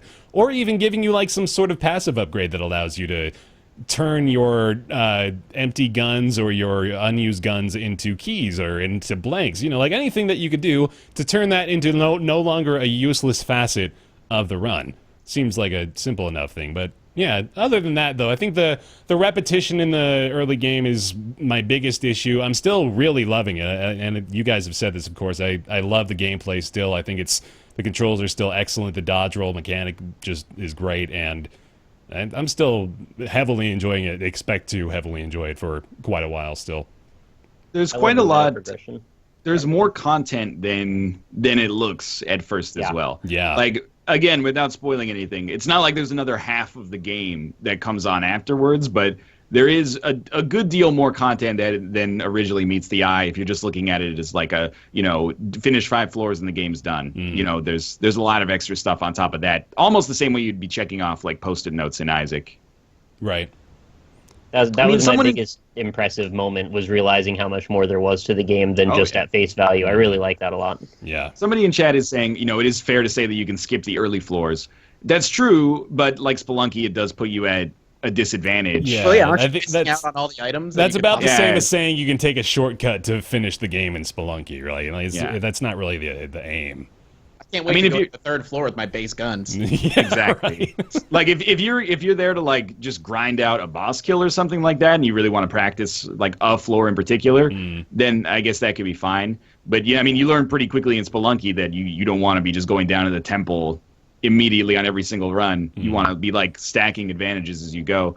And also, like, I'm hesitant to say that that's indicative of good design, if that makes sense. Like, I don't think that's the shortcuts. Yes, I don't think that it's fair to say like, oh, the first floors are repetitive, but you can just skip them. I don't think that is like that's like a design band-aid fix. I'm glad it's in the game because it's more stuff to check off, and it's a nice nod to Spelunky, and you know there's secrets associated with it. But I don't think that solves the problem. What I think would solve the problem is maybe just make like the first couple of floors, even maybe make like all floors like 3 rooms shorter. That would There's just like a every, mini like, boss that can show up or something. Just like break up the monotony a little bit. These Gungeon runs are getting crazy long. Like they're stretching out over an hour each at this point. And that's would it do well to do like the Isaac thing, where maybe not make every floor super short, but make the early floors short? Like basement goes by fast, but that's the point. And I'm hesitant to go too hard into it because this is coming from the perspective of basically like, I live my whole life in country A and then I go to country B and I'm like, why doesn't country B do things like country A? Like I spent so much time in Isaac. I'm like, why doesn't it go fast like Isaac does? But I would like them to be like 40 minutes long instead of an hour. Yeah. Like, it's just if every floor was like 2 minutes shorter. It's not even necessarily like you're saying I want it to play my way. I do feel like it objectively is a little bit too inflated in the early game. It's sort of just filler. It gets to the point where, yes, I agree. It gets to like a little of the point where I'm like, if I wasn't doing this for YouTube, it would be hard for me to maintain focus for an entire run of Enter the Gungeon, I think. But especially like there are bonus floors that you can do. You could effectively double the length of a 5-floor game, and then like I had a run again. Okay, this will be an item spoiler. You can let me know if you're. I don't know what it is. He seems unfazed. Yeah, go ahead. Okay, there's basically an item that functions like the Isaac 1-up, but it keeps your attributes the same and teleports you back to the first floor. So you basically start a new Gungeon run with all of your all of your guns, all of your items, all your HP. So you get to like the end of a run and it's 60 minutes and then you die and you come back on floor 1 and I was like, I don't even want to do this right now. It's like looping, except way longer. Yeah. I was like, please just let me die. But it's a cool item and it's really useful for helping you beat some things in the game because you start on floor 1 with like 8 HP. But I'm like, man, this is just a little too long, and especially an item like that with the fact that the game has no like save game feature is a little much. But I'm just thinking about what happens on the first floor and how many rooms where essentially they're just sort of like space filler. Yeah. Yes. You'll go through a lot of large rooms that are just like, okay, here's wave 1, here's wave 2, and I got nothing out of it. It just took some time and a bunch of my ammo. So like, why would I have gone in that room if I could have seen it? I wouldn't have gone in that room if I had the option. I wonder then if the lack of procedural generation as far as the actual enemies is concerned maybe adds a little bit more to the monotony, because of course with Isaac, we keep making these comparisons obviously, and again, it's just because it's the most relevant one. But with Isaac, you've got changes to the layout of the enemies. You've got changes in the rooms.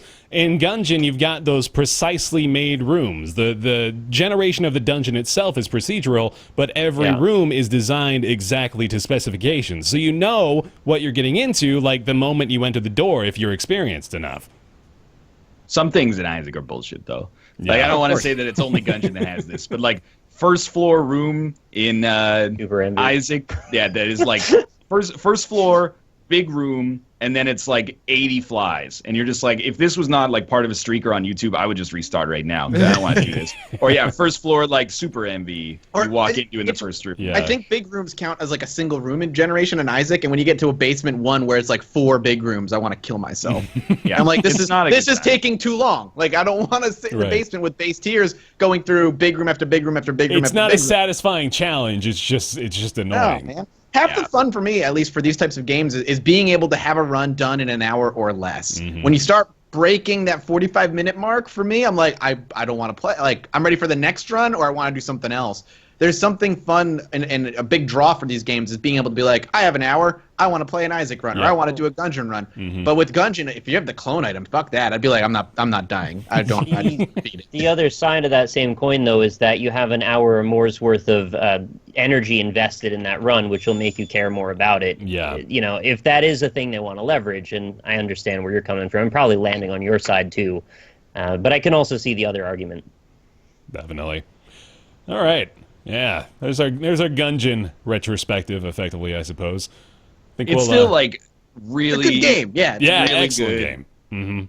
And I want to reiterate, I think that it is the best roguelite that I've played since Isaac, And I think it has a chance to be effectively endlessly replayable, but Mathis's point of the start rings true in the sense that every run in Isaac is different, and that gives you kind of an added incentive to keep doing them. Whereas in Gungeon, a lot of my runs are, I got one of like 10 guns that I love, and I'm just going to use that for the whole run. Yeah, and every single time, it's like, this is a bullet, this is a bullet, this is a bullet, this is a bullet.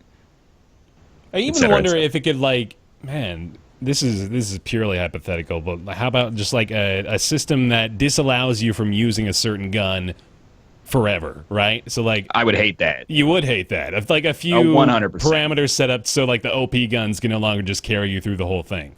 I feel like that is like an afterbirth patch where they're worried the game's too easy, so they try to nerf a few items. Yeah, they basically make it like less fun. God, I still harp on that. Some of my episodes, like I remember when this item was a good, fun item. Mm-hmm. The fun should be emphasized above all else. And like Isaac, I think there are ways to make Isaac harder that makes it still fun. But if you can only choose one, like buffs to items that are shitty, I think is way more attractive from a design standpoint than nerfs to items that are good. It just makes the good items rarer. That's one option for sure. We can then at the same time go down that hole for goddamn hours. Like yeah. So we'll cut it off at the pass then, I guess. All right, Enter the Gungeon again. Still excellent. It's $15 on Steam. You'll enjoy it if you played Isaac and liked it. Yeah. All right. I want to talk briefly about Homefront: The Revolution.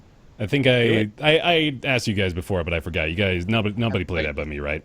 Okay. Nope. So, just a real quick note on this one. I mostly want to say that I feel the negative backlash to Homefront: The Revolution was a little unfounded. The things that have been said about it are mostly. I just spelled okay. I'm gonna save this just so you at home can see how I spelled the revolution, because it is pathetic. I'm gonna go ahead and respell it right now the correct way. There we go. Okay, now everybody gets to enjoy my stupidity. So, Homefront: The Revolution is a first-person shooter made by Deep Silver, published by Deep Silver, made by Dambuster Studios. And the story behind the development of this game is actually kind of sad. There was a lot of really crappy behind-the-scenes stuff going on. There was like the property, the IP Homefront was being handed from publisher to publisher. The team was in disarray. All kinds of just unfortunate stuff. There's actually, like, at the end of this game, there's like 3 paragraphs of text explaining from the developers what happened, like all this nonsense and why it was such a disaster. So like, wish people did that more often. Yeah, actually. really. We're sorry this game sucks. Here's why. Thank God they didn't put it, on their website or on the opening credits of the game, so you didn't play like 15 hours of it and then be like, "Oh, okay, got it." Exactly. Does that mean you beat it, Bear? No, I didn't beat it. I just saw that. Oh, but okay. So I played an hour and a half or so. It's not really a bad game at all. So let me set the premise for you, though, because I think, honestly, this might be a lot of what is deterring people from it. So the setting is America occupied by North Korea. And the way that they explain that is North Korea had this company, I forget the name of the company, but it sort of had like an Apple vibe to it, where they were creating all this amazing new tech that everybody loved and wanted. It was coming out of North Korea, and America bought in droves when this company started to produce weapons. So now all of America's army is basically supplied with North Korean tech in this world, and the way that North Korea occupied America was by flipping the switch, the backdoor access that turned off everything. So I guess just we're to believe that every bit of military technology was funneled into one giant motherboard that you just threw in a pond. Was this game created by North Korea in their opinion? This is how we're going to beat. This is the premise, and it's a little ridiculous, and it doesn't help that the voice acting and the characters are really the voice acting, I don't want to harp on it too much because it's basically just generic. Those are your people. Yeah, it sounds like that. I mean, You don't want to throw them under the bus. Or the voice your actors. people, the North Koreans. Oh no, yeah, I misinterpreted that. No, the voice You meant actors. voice all the designers and artists and programmers and marketers, they fucked up, but the voice actors are innocent.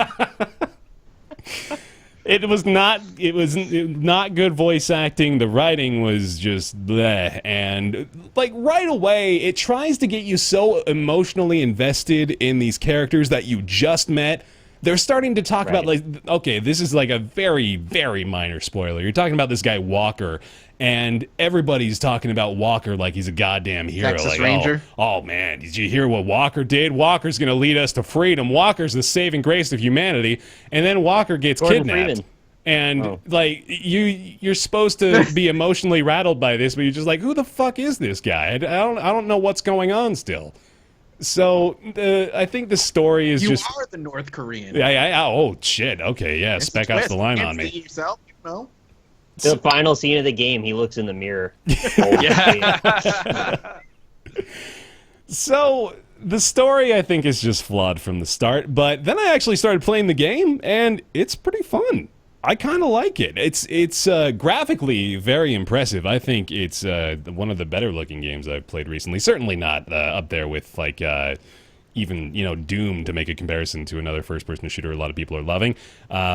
But it looks pretty damn impressive. The lighting and the environments in particular, I thought were really nice. I know there have been quite a few people complaining about graphical glitches, which I didn't actually encounter any of, but I don't anticipate that I will experience no glitches in my entire playthrough.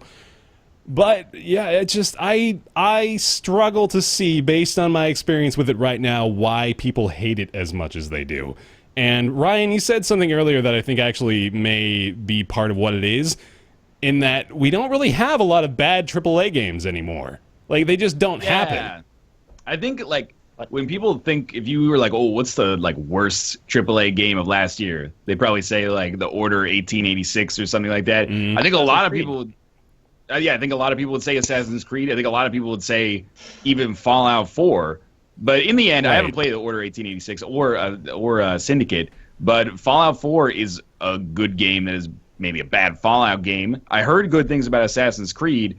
For a game to come out and actually just be like kind of shitty is rare, and especially if it's shitty like as a game beyond its performance. I mean, people are even saying like Battlefront. Go look at like Battlefront reviews or Arkham Knight reviews or something like that.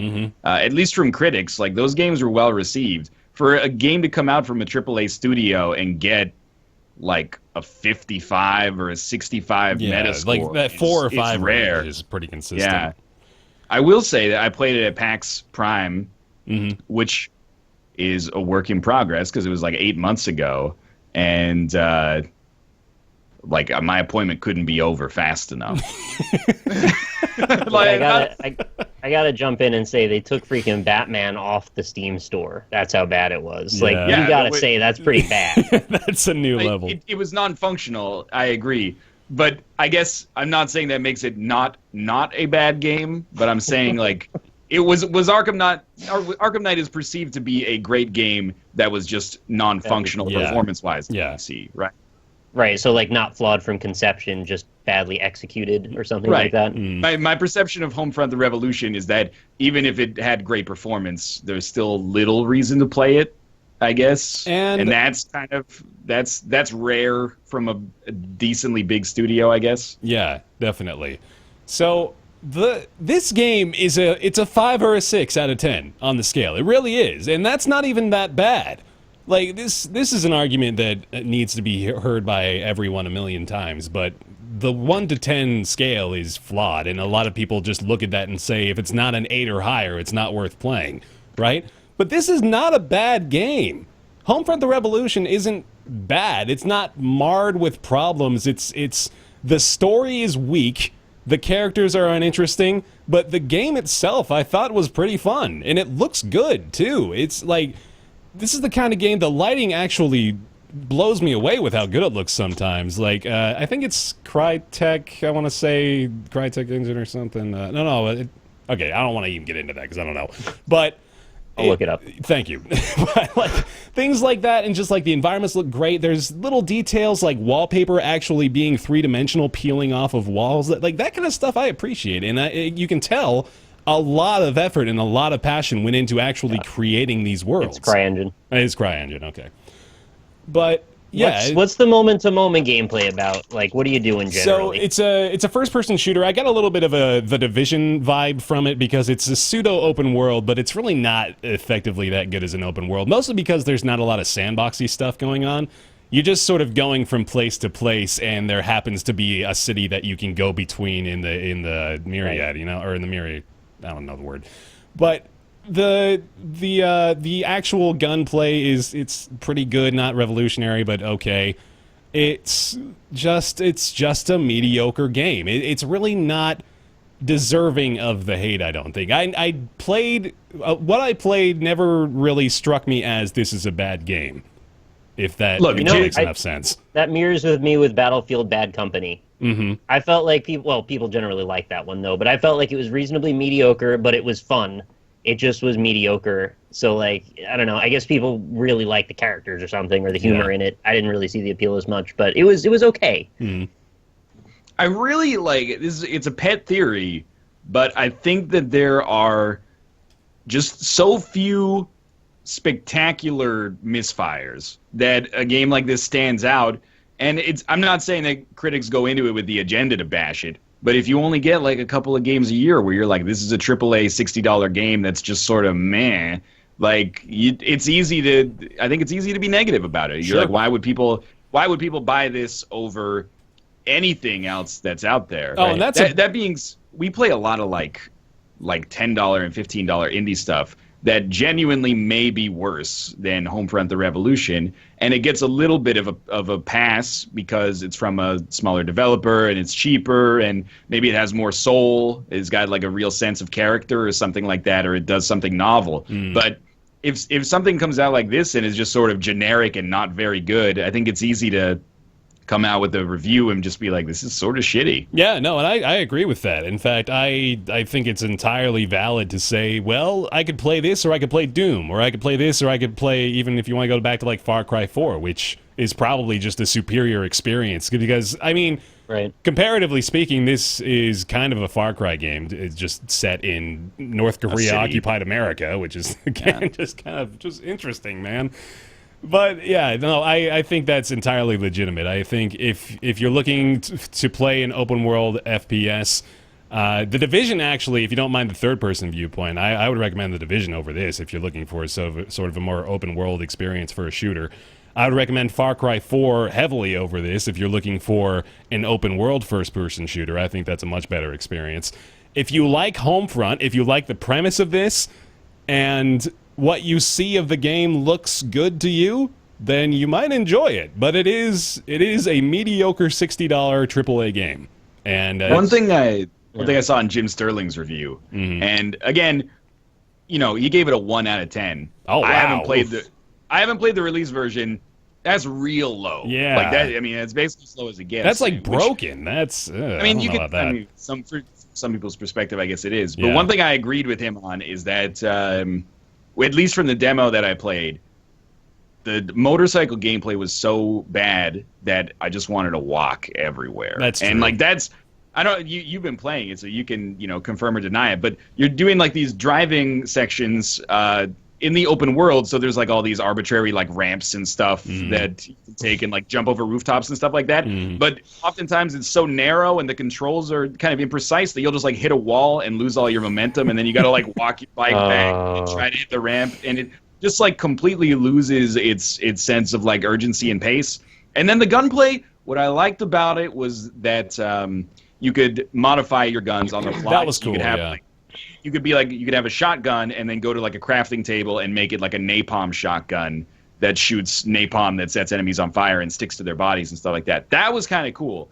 But everything else about it, I was like, even the act of pressing the right trigger and shooting an enemy with this is not fun. It's just on an intellectual level. I'm like, that's a novel mechanic, like +1 point or something like that. So it's rare that you get like an Aliens Colonial Marines. Yeah.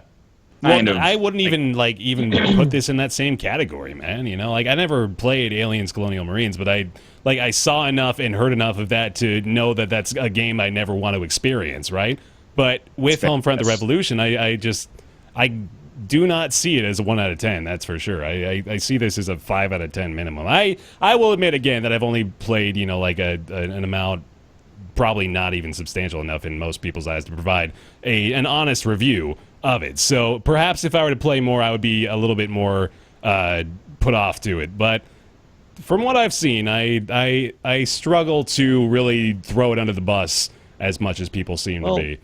I think that the general just dismay toward this it comes from the general vision of what they're trying to accomplish with the game, right? And we talked about indie games, and like a lot of the time they won't set their vision on we want to make a generally acceptable military shooter. Yeah. Right? Because that's about the most bland concept you could come up with to start. And even if they execute it flawlessly, that's what you're left with is a military shooter, and how many of those are there? What are you adding to the conversation by making one of those? Which makes it like, even if it's great, it's still already way below most people's standards, because why would you want it? Yeah. So compare that with so many other first-person shooters. Like, I'd rather play Doom because it obviously has a unified vision of what it's trying to accomplish. Yep. A North Korean military shooter, like, okay, point and shoot. I've done that before. What are they adding? I feel like it's also a property that nobody, not to be rude, but like very few people care about. I think we said this when Homefront: The Revolution was announced, and it was news. I was kind of like, who cares about it? Like, it's kind of like, it's got that Red Dawn thing going for it, where it's a little bit of a novel concept for a game. But the first Homefront wasn't really that well received. Wasn't it news because, like, wow, this is getting a sequel? Yeah. I thought it was in news because people were like, I thought people were like, the concept was good if they just executed on it, so I got high hopes. And I was like, man, I don't know. Not to be like, like retrospectively, I'm the smartest person in the room. But I was kind of like, I don't understand why people are excited about new Homefront. And then it came out, and nobody's excited about new Homefront. I feel betrayed that I had to be cynical last year, and now everybody is affirming that reaction. Yeah. Medal of Honor Warfighter, that's the other one. I would put this in the exact same camp as that. I forgot about that game. It's like, it's a game. It exists. They accomplish what they're trying to do. It's got dudes, and it's gritty, and that's the end. Yeah. That's kind of where we're going. Have this issue of just being like, wasn't terrible. Era. Wasn't anything worth talking about. There's nothing to talk about to do with that concept. It's just another shooter. Yeah. That's all. There we go. Well, it's Homefront: The Revolution. It is indeed a $60 full-fledged AAA game. It's got mixed reviews on Steam right now. I feel that's pretty damn accurate. Bear is its greatest champion. I think it's a masterpiece, if I may I'll be so play it. bold. I'll give it a shot. Let's talk about Salt and Sanctuary. This is a game that I give a shit about. yeah, man. Exciting for Marcus. There's more Rocket League news, man. Every week there's Rocket League news. Yo, Rocket League added GG as a quick chat option. Yo, they got new quick chat emotes, man. It's exciting shit. They're gonna let you show off your car colors and do some dance moves in the post game screen now. Oh, Sweet. they're upgrading. I feel like Salt and Sanctuary is going to be intertwined kind of instinctively with Dark Souls 3. So. Okay. There's no way to separate them. Yeah. Salt and Sanctuary is Dark Souls. It's 2D Dark Souls. Mm-hmm. Yeah. Yeah. All right, tell me about Salt and Sanctuary, Mathis. Salt and Sanctuary is a 2D Metroidvania-esque Dark Souls game. It has a stamina bar, it has Estus, it has souls, they're just called Salt, it has bonfires. It's 2D Dark Souls, which, depending on how you look at it, is a good thing or a bad thing. When it came out initially a few months ago on the PS4, it was a timed PS4 exclusive, people were eating it up. They were loving the shit out of it, and we realized there was a PC release in the summertime, which was going to be after Dark Souls 3. After putting a little bit of time into it, I could see why people were loving it before Dark Souls 3 came out, but coming at it post Dark Souls 3, I like it, but it's really hard for me to see why people were loving it. There are just some design decisions involved that make it a much less smooth experience than, especially combat-wise, than otherwise could be. And the big one we were talking about yesterday in the Roundtable chat was the decision to, in order to roll by an enemy, you have to be like pressed up against him first, Yeah. and then you can roll by, which in a 2D game is a really weird choice because it slows down and makes the combat feel clunkier than it should. And collision in like a 3D game, like in Dark Souls, is not that big a deal because you have a 3D landscape in which to navigate, circle back around, you have options. But in 2D, when it's just you and him looking at each other, to have to run up and press your dick up against him before you can roll by him, instead of like rolling by him just from a distance, really like stalls the combat in a weird way. And I really came across that against the very first boss when I was just like, I could see him telegraphing his attack. So I was like, okay, I'm going to roll by him when he does that. And then you roll and then you just hit him and you stop. And then he's like, bam! And you're like, oh, okay. So that's how that works. You're So describing like again? my first 5 fights with that guy before actually coming to the realization that, oh, you do have to be right next to him in order for that to work. Well, it's just timing, Nick. Like, you can roll again if you have the stamina to do so. Yeah. But, like, I come out of the roll when he's coming down with his attack. And I was like, oh, I'm just going to get So you hit. just got to start rolling up before he's even When swinging. you see the attack happening, you need to run up to him and then roll That past him. sounds awkward. It's really awkward. What ends up being a little awkward about it is that the combat style of Dark Souls doesn't fully translate into 2D in the same way that it works in 3D. Like, rolling is interesting in Dark Souls 3 because you can roll in, I don't want to say 8 directions, but you know what I mean. You can roll to the side, you can roll back, you can roll forward, and use that space to your advantage. Backstabs, that kind of thing. Exactly. Are all imperative in Dark Souls. It's a little bit more difficult to do in a game like Salt and Sanctuary, in 2D, side-scrolling at least. But I found that it reminded me a lot of Apotheon, actually, in terms of its combat. Like, the sword and shield style mechanics, I was like, this feels a little loose in the same way that Apotheon felt a little loose, whereas when I play Dark Souls, I'm like, I'm doing a very bad job of explaining specifically why, but when I play Dark Souls, I'm like, this combat feels tight. When I get hit because I was an idiot and I overcommitted with like a third swing when I should have only done 2. But when I play Salt and Sanctuary, I get hit sometimes and I'm like, that was bullshit. That was stupid. Like, I had my shield up or something. But apart from that, I do think there's no getting around it. Some people in chat might be under the illusion that we're reaching for the Dark Souls comparison. Oh, no. The interface. No, it's dark. It's straight They out. wear it on design. their sleeve, man. Absolutely, they do. Yeah. The way you This- learn this about the is 2D Dark story Souls. through items, like, it is You- 100%. You can leave message bottles on the ground that you pre-select, like, words to construct a sentence to tell people about what comes later. It is Dark Souls. But I think it mostly does a pretty good job. I wish the combat was a little bit more interesting, but apart from that, like, I really enjoy this Souls-like style of game where you enter a new area and you're like, oh, what the hell's that? What the hell's that? And then, like, you're getting hit from all directions, and slowly but surely you build up kind of like a data dictionary of what happens in that area, and you eventually surmount it and you go, oh, that wasn't that hard at all. I've come to the very, very complete conclusion that the Dark Souls games and games like it are not for me, unfortunately.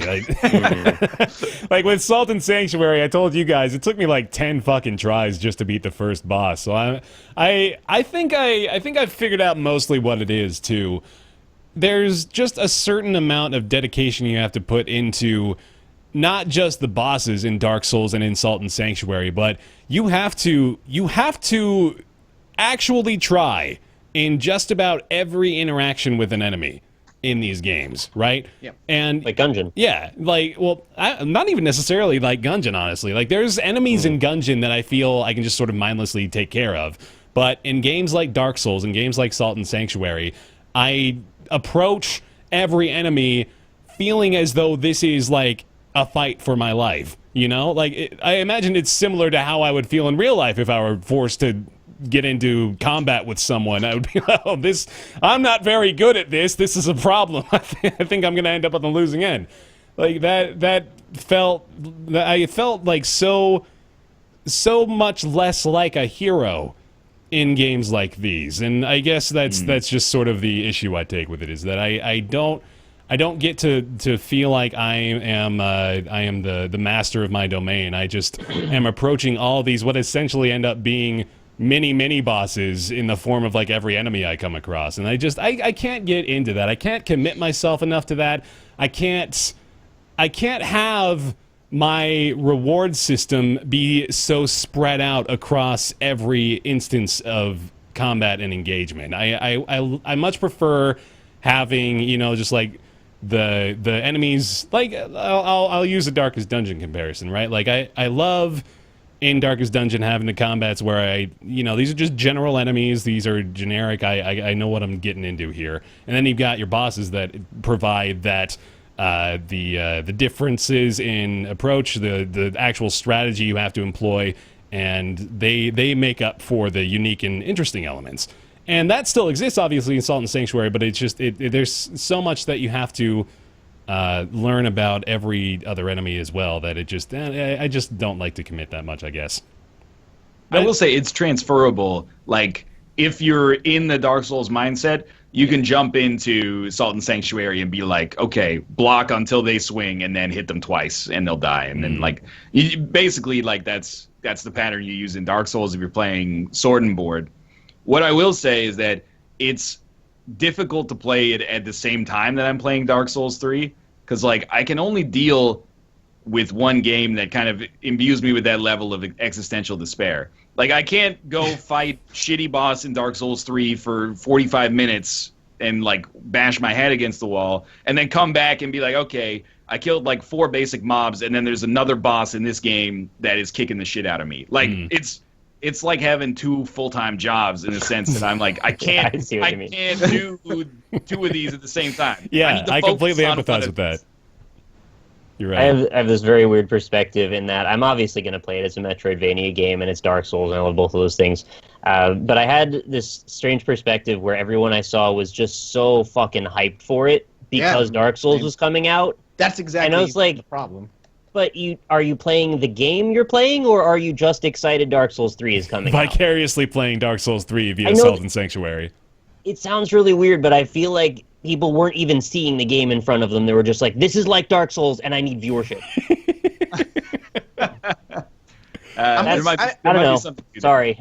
No, I think I'm with you. I think that's why, like I said in the beginning, people were praising this game like crazy because Dark Souls 3 was around the corner, and this is as close as they were going to get until it came out. And coming at it from beating Dark Souls 3, now playing Salt and Sanctuary, I'm like, all right, I can see why people were pumped about this prior to Dark Souls 3, but coming at it afterward, it's good, but I see some glaring issues with this particular style of game and the way it's being presented. I heard no criticism about it. It was all just like, man, this is like Dark Souls. I'm fucking hyped. Yeah, that's kind of as much as people got into it. And from the little bit I saw, it sort of looked a little bit like a different style, like Gothic Terraria or something, which is actually, as far as the combat goes, I mean, which is actually something I would be into. So I don't think it's probably going to be bad for me. I can't get over that bias. Weirdly enough, it's interesting that you say Terraria too. I sort of got like I'm a bigger Terraria character vibe. Did you guys feel like that at all? Well, the animation's a little janky, right? Yeah. I was gonna say, I don't want to say the game is ugly, but it's not pretty. Yeah. The art style's bizarre, and the animation system is basic. It looks like puppet Studios hanging from the. Like this is the art style that they make, and like you're either into it or you aren't. And I agree that for the most part, like I think from my personal standpoint, if this game looked like Limbo or something like that, that would be really cool. It looks fine, like from my perspective at least. But I agree that sometimes like the animations they don't feel in the same vein as Souls does, in the sense that like you can do the thing that you do in a lot of 2D character action games where you can jump and attack in the air, and it just like that feels really loose to me to be able to jump and swing your sword, because like I feel weird saying you can't do that in Souls, so you shouldn't be able to do it in this game. But like they're making sort of setting that precedent, aren't they? Yeah. You're basically making like it's more than inspired by, if that makes sense. Like it looks a little, it seems a little uncharacteristic.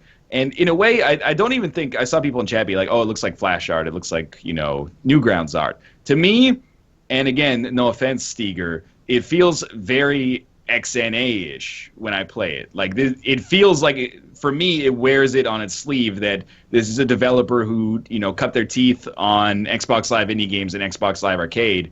it really feels like that to me. It almost feels a little bit like Dust and Elysian Tale as well. Oh, in the sense that it just something about the combat feels loose. Like your character doesn't feel heavy, I think it's the physics-based limbs, right? Like it's got that thing where there's limbs that have physics attached to joints, and they all sort of hang at various points. Is that it? Yeah, that might be it. Yeah. Mm-hmm. And I feel like that's sort of the ubiquitous X and A thing, and I think that's why you mentioned Steger, because Matt, your friends, and it kind of all falls into place there. I also wasn't, this is, again, probably more of a personal note, but I wasn't really a fan of the music in the game either. I didn't really feel like it added much to it.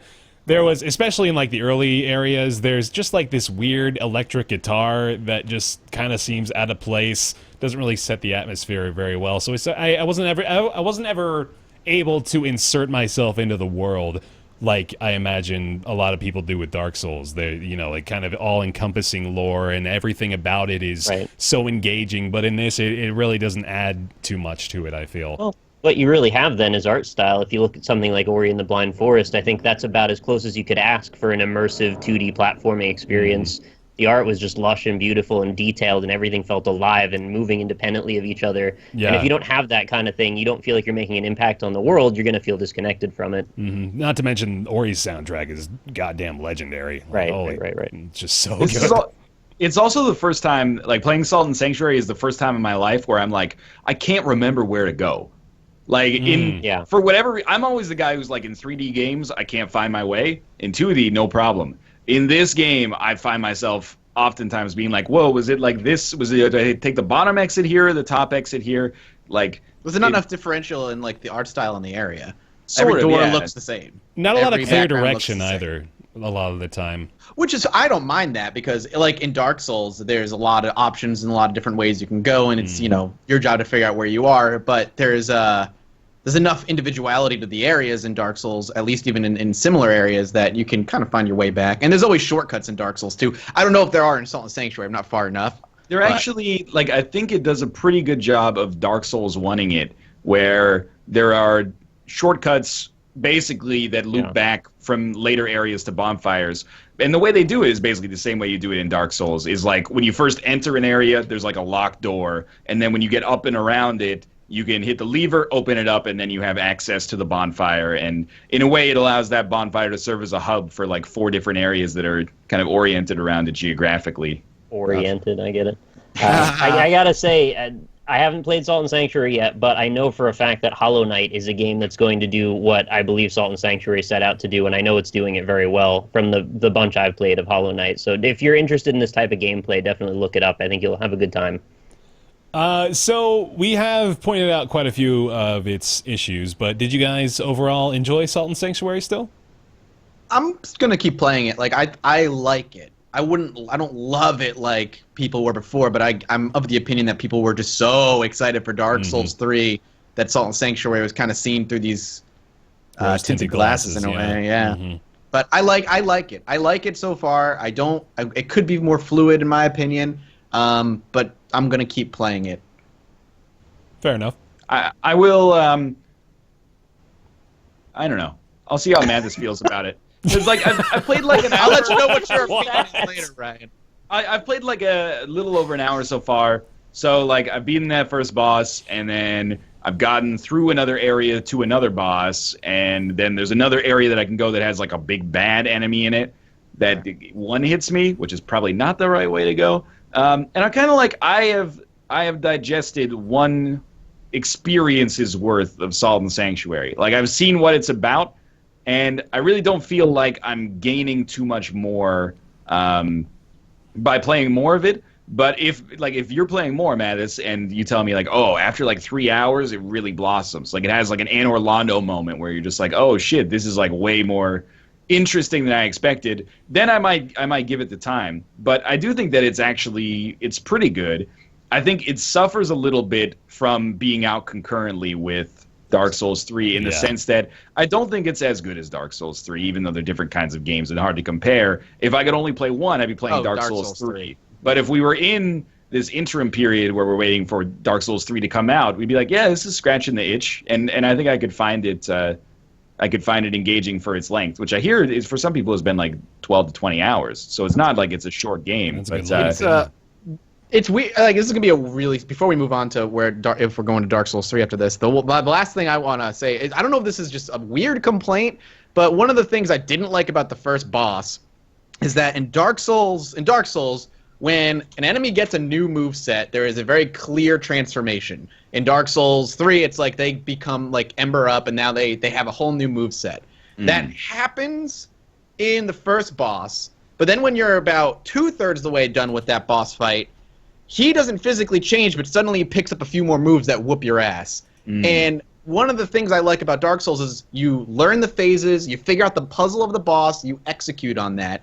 I feel like, well, at least with the first boss in Salt and Sanctuary, there is no clear third transformation, but he picks up a third transformation moveset that you're like, okay, I've got this down, I've died a few times, I'm going to beat him, and now we're like, try number whatever, and now all of a sudden he has this swing around back move with like a 3-move combo that he didn't have before, but there's no visual representation of that. Yeah. I feel like you just haven't played enough 2D games. There's so many games out there that do stuff like that, just based on the percentage of their health bar and stuff like that. You just kind of learn to deal with it. I get that doesn't bother me personally. That's a minor, like I said, it's a minor complaint, but it's weird. I think it's solid. I agree with the sentiment that when compared to Dark Souls, it's just sort of impossible to say you should play this over Dark Souls. You know, I think that's an easy choice. But yeah, for what it is, for what it served to be for a lot of people, I think it's pretty damn good. It's just not really up my personal alley. Does it succeed as a 2D Dark Souls? I would say so, right? I think we're yet to see, right? Maybe. I'm like 60-40 on it.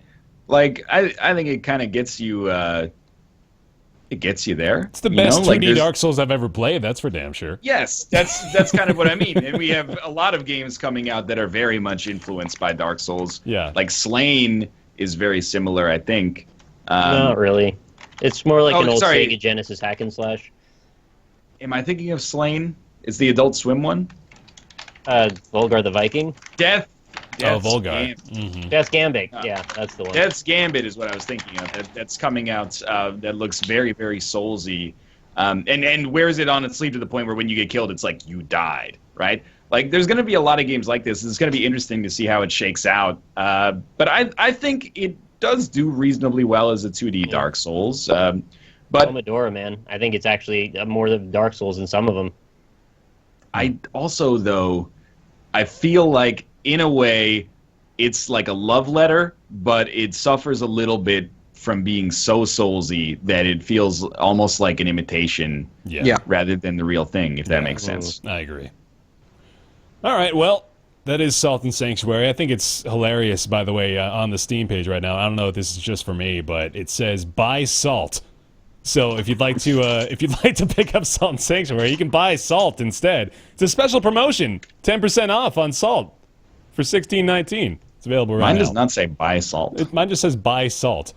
That's weird. No buy salt and Although, Sanctuary. when I redeemed my beta code, it said salt. It just said salt. It just says salt. All right, well, there we go. Salt and Sanctuary. It's $16.19. You got that 2D Dark Souls itch, baby. There you go. I think we're gonna put Dark Souls 3 in the bank again, if that's okay. That's fine. Yeah. We're a little. I think it's best already. served to get a nice long, like 30-minute block or something. Yeah, definitely. So we'll have that. We'll have that for you, similar to the Gungeon discussion we had today, coming down the pipeline. For now, it's time for everybody's favorite segment. It's Ask Roundtable. Ask Roundtable is the weekly segment where you send in your questions to roundtableyt@gmail.com, and we do our best to answer them. This week's question comes from, apologies for butchering your name right away, Stepan from Russia. Thank you, Stepan, for the question. With love. What is your favorite title on a handheld console? And what's your opinion on the current state of handheld gaming and where it's heading? Let's start with Mathis. Mathis. No. Start with me. All right, let's start with Ryan. Ryan. All right. Favorite title on the handheld? It's bullshit because people are going to be like, he's cheating. He's not using the Vita or the 3DS. But I've been playing Hearthstone on my phone. It is a handheld mobile device. I think it ticks all the boxes. Maybe. of being handheld. I don't know whose standards we're being measured by. I don't know. I mean, I'm really enjoying having a portable Hearthstone machine, although the SkyTrain goes through a couple of underground tunnels, so I dare not enter an arena run while I'm in transit in this city. Yeah. But at the same time, that's cool. What do I think about the state of handheld gaming? I am definitely guilty of basically looking down on handheld games and the handheld game industry, I guess, as stuff that is not particularly interesting to me. But that's not 100% fair. And at the same time, there have been a couple of games on the 3DS recently that I've enjoyed. Fire Emblem was fun, although I encountered some bullshit that I didn't persevere through, and as a result stopped my playthrough a little too early. And obviously Monster Hunter, I really would like them to make like at least a console Monster Hunter, if not PC, which is like the perfect world scenario. But I will definitely play the next Monster Hunter when it comes out as well. I played a ton of Monster Hunter 4 Ultimate and had a great time with it. So yeah, I mean, if we're going to say that Hearthstone is cheating, even though it's a literally correct answer in this situation, I guess Monster Hunter 4 Ultimate was the last one for me. Fair enough. Nick, what do you got? All right, I have a bit of a mixed bag with this one. I would say probably my favorite handheld game would either be Castlevania Aria of Sorrow or Dawn of Sorrow.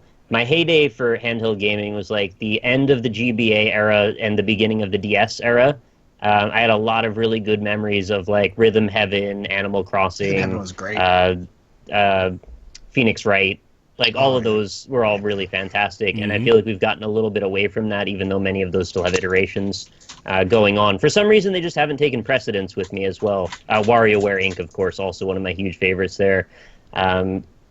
I have a lot of great games on Vita, and a lot of them are just indie games that I play on PC, and I was very dismayed to find out that games that you buy from, or rather download from PS Plus, require a check-in with the PlayStation server for you to be able to play them on the go, because I was trying to use them in much the expected way on a bus, and I didn't have Wi-Fi access at the time, and it couldn't let me play my games. So I had like 50 games on my Vita, and very few of them worked. That sucks. I wish you could like check in ahead of time and say, look, I have a year's worth of PS Plus access. Can you just give these guys a tick until I'm done with that? And then it would know. That aside, though, there's plenty of great games on the Vita. I think it's a lot of fun. I hope there's a successor to the Vita, and I hope that the NX doesn't suck, because I believe it's supposed to be a handheld and also a console. But I don't know yet. We'll find out in 6 months or something. Yeah. So, Devolver should just cut out the middleman and come out with like a handheld that lets you play their games. Yeah, there you go. It's like, or Steam should do it. Steam should come out with like a little. Revolver. They should come out with like a Steam clock, and then it's like a little mobile device that plays indie Steam games. All Anyway. right, Mathis, have we stalled enough? Yeah, sure. I think right now my favorite handheld game, at least, is I still play all the time, is Animal Crossing. It's kind of like I use my handheld as like my wind down device at the end of the night. I'll throw it on for 30 minutes, 45 minutes, play Animal Crossing, chill, relax, and then turn it off. I don't really use it for traveling all that much because I get sick, motion sickness doing it. What I think of handheld situation now, I'm not into the handheld really world all that much to have an opinion on it right now. I don't care, I guess, about the games that come out. There's like 1 or 2 games that'll come out, be like, oh, I'll want to pick that up, and then I'll never pick it up. But it's just, for me, handheld is just like for relaxing and winding down at night. Yeah. Animal Crossing is still bullshit, by the way. Why? That game Why is doesn't Animal respect- Crossing bullshit? It doesn't respect the schedule of a self-employed adult.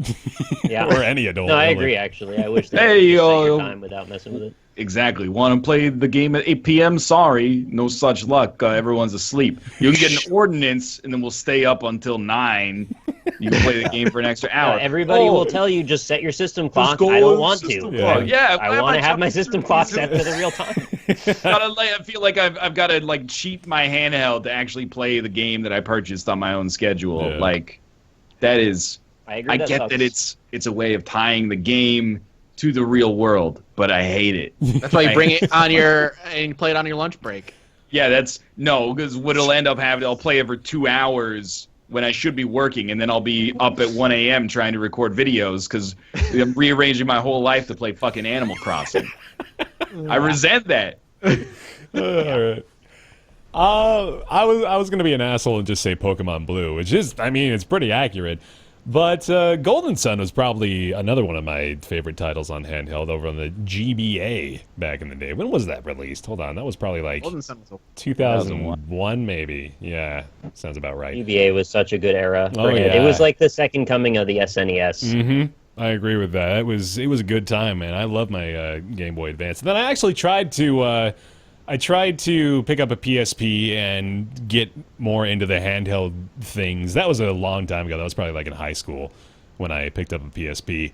And I quickly sold it. Like about a month into owning a PSP, I turned around and sold it because I really didn't. Sounds like you were really into it. Yeah, man, I was super into that whole vibe. I really like my PSP. I gave it a try. A lot of use out of it. I gave it a try, man. Like I don't know. I don't think I'm the target audience for that either, I guess. I tried a couple of games. I tried Burnout, or one of the Burnouts on PSP a long time ago. I guess I have a phone now. I really don't see a need to buy a handheld console, like, at all. I've got every gaming experience I could want is in the computer in my pocket I bring with me everywhere. There's not a lot of appeal. Like, the 3DS is a gimmick, basically. Well, the 3D of the 3DS is gimmick. Yeah, the gimmick. That's, the rest that's basically is fine. what I meant. Like that, like, as far as reasons for me to want to get it, right? Like that's about all I'm looking forward to. I don't have a ton of drive to have those handheld experiences. There's not. I really am. I'm racking my brain here to think if there's ever been anything that was released on handheld that I thought to myself, I've got to play that. You know, like that's Right. I have to have it. But no, that's never really happened. So. I think we're all kind of in the same boat there as far as the handheld gaming space goes, and that, you know, like, mobile just seems like it's kind of taking over. There's not a lot of space for improvement in that field, I don't really think either. I mean, like, there's not a lot of, there's no need, and there's no need to fill in the handheld gaming world. It's all being filled by mobile. So I don't think it's going to be that important, I guess, moving forward. I think I would be more interested in handheld games if you could also get, like, every handheld game on the corresponding larger system. Like, I don't really have an interest in playing, like, Animal Crossing on the 3DS. If they came out with Animal Crossing on the Wii U, I would be more motivated to play it. And I don't know why that is. You know, I mean, I guess you can make the argument it's a little bit more comfortable. You know, you're sitting down, looking at a larger screen, et cetera, et cetera. But, like, I guess it's ingrained in me, and maybe some of you, that the mobile device is like a compromise when you have to be away from home. Yes. So you're on the train or something like that. I can't play what I really want to play, so I'll play this. I would, you know, if Pokemon was on the Wii U, I would probably be more likely to play it. And the same thing goes for, like, Vita exclusive indie games, even if they're timed exclusives. Like when Ollie Ollie first came out, like once that came to PC, it was like, it's a smaller experience than a lot of other PC games, and it fit mobile. But I don't really, or handheld, sorry. But I don't really want to play it on my handheld. Yeah. I don't have a problem playing a game like Downwell or Ollie Ollie or Pokemon, which is obviously a little bit more robust, on a device that can also play Doom or can also play, like, you know, Fallout 4. I just like to be comfortable. I play everything in 720p windowed mode anyway. I don't give a shit like what it looks like. I gotta jump in and say the big problem for me, though, with mobile games is still the fact that I have important things that are actually, like, life-related that are tied to the battery life on my phone, and I can't waste it with games necessarily. If we get to the point where battery is no longer an issue and I could go out and do whatever I'm doing and know that I've got, like, a good 10 hours where I could play games solidly as long as I want during that time and still have enough to get phone calls or text messages in, I think it would be in a different position. But since I know that an hour of gameplay might drain half of my battery, I can't really do that. Plus, there's not that much that I want to play anyway, aside from, like, Cookie Clicker or Clicker Heroes or something. Yeah. Interestingly enough, too, like, the technology, of course, is just going at an exponential rate for phones, and that's because there's more than just the power of a game developer / publisher behind it, right? Like, phones are ubiquitous. Everybody uses phones, so the technology for them is improving at ridiculous rates. Like, I can play Final Fantasy IX on my fucking phone. That's insane. Yeah. It's ridiculous. I gotta jump in quickly and say that they told me to get a new phone in chat, and I have an iPhone 6, and I just recently got a Samsung 6P. Sorry. Oh yeah, we have the Nexus. same phone. Nexus. Yeah, the Nexus. Yeah, and all three both of us have them the same still phone. have shit battery life. What's your battery life like? It's not great. Maybe 4 or 5 hours. What? Really? It's super. Yeah, it drains so fast. Fair, do you agree? It drains so fast on the Nexus. Not with mine. Are you? I can use the whole day. before Are you it on dies. I Wi-Fi? fully charged it. Are you on I'm on Wi-Fi Wi-Fi. most of I the time? turned Bluetooth off. I know how to disable all the stuff. There's no more updates coming in. It's not doing location finding, and yet it still drains really fast. Huh. Did I get a bad battery? I mean, I don't know. Like, I go through. I wake up and I can go through my whole day, and I'll plug it in, and it'll still have like 25-30% battery life left. Yeah, I haven't really been having Before I problems. plug it in for the end of the day, I haven't had any issues with my battery. I'm not saying the battery life is so good. I'm Yeah. loving it. Yeah. All right, sorry. I mean, I have a Note 3. Awful. Battery lasts like 9 hours or something like that. It's Damn. well, not 9 hours of screen time, but like Yeah. if I leave home with it charged and I leave it playing music in my pocket, it'll still be going like 4 or 5 hours later for sure. All right, well, there we go. Thank you very much, Stepan, for your question. If you have a question you'd like to send in to us, that's roundtableyt@gmail.com. That's where you want to email those. And it's time for everybody's favorite segment after the favorite segment of the Nick's Weird Games. Nick's Weird Games is our weekly segment where every week Nick goes to get a game, a weird game, preferably from his catalog of very many Nick's Weird Games. What were you singing earlier? What were you... You had Lucky. something You had going on. Lucky. Oh, yeah, that's Lucky right. by Britney Spears. You could get a little bit more Britney going, couldn't you? I think you got more Britney in you. No? Maybe not? Yep, no, I got it. You got Okay. it. All right. You had to think of a song. Just had to like pop off and then come back. Get the lyrics. All right. All right, I'll next go thing get the you'll get game his now. weird Have fun. game. Here comes the theme song. I'm ready. Rely on Nick to find a game, and he will return with one that's really lame, really lame. I don't believe his collection sucks. Don't give a fuck. Hit me with the Nick's Weird Game. Yes. Something Nailed like that. it. Beautiful. Nailed it. Absolutely so nailed good. it. The last didn't rhyme. But Nick. It's okay. Oh man, I missed it. Nick with Sounded a like weird good one. game. All right, I've got a weird game for you. You want to play? Here we go. Yeah, feel free to We're play gonna along in do- chat. All right, close your chats, everybody. Yep. Not you guys, chatters. You can keep yours Yeah, open. no, It's chat. us. Chat. You can keep your chat window open. That's fine. Yeah. All right, so today we've got a PS2 game for you. Big surprise. I think we're over that. Developer is called Cattle Call. I've never heard of them until Oh my today. god! Already, I want to give up. Cattle call. Publisher is Namco. This was released in North America in June of 2005.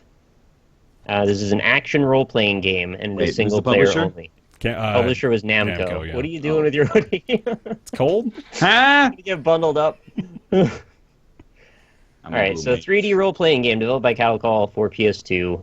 It is a sequel, if that matters to you. It is, let's see, story follows a character named Edda, the only exorcist in the world, and his two main companions, a Slothian Demos named Hemo, and a mysterious girl named Kirika. The conflict centers around monsters called Malademons, who cannot be killed unless it is by an exorcist. Ryan's just dying. This is one heck of a Nick's Weird Game. It focuses on Ada, the world's only exorcist, aided by the two companions, a Slovian Demos named... like, what is this? Hemo. You actually said it word for word up until Slothian Demos named Hemo and a mysterious girl named Kirika. You know what's mysterious? What the hell is a Slovian Demos? I don't know, man. It's probably a demon. They just changed the world. Changed the name of it.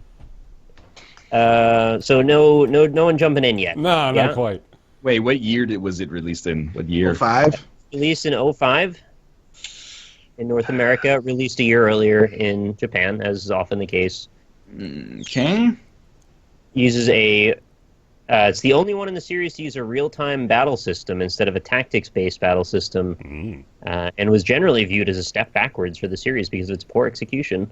Wow.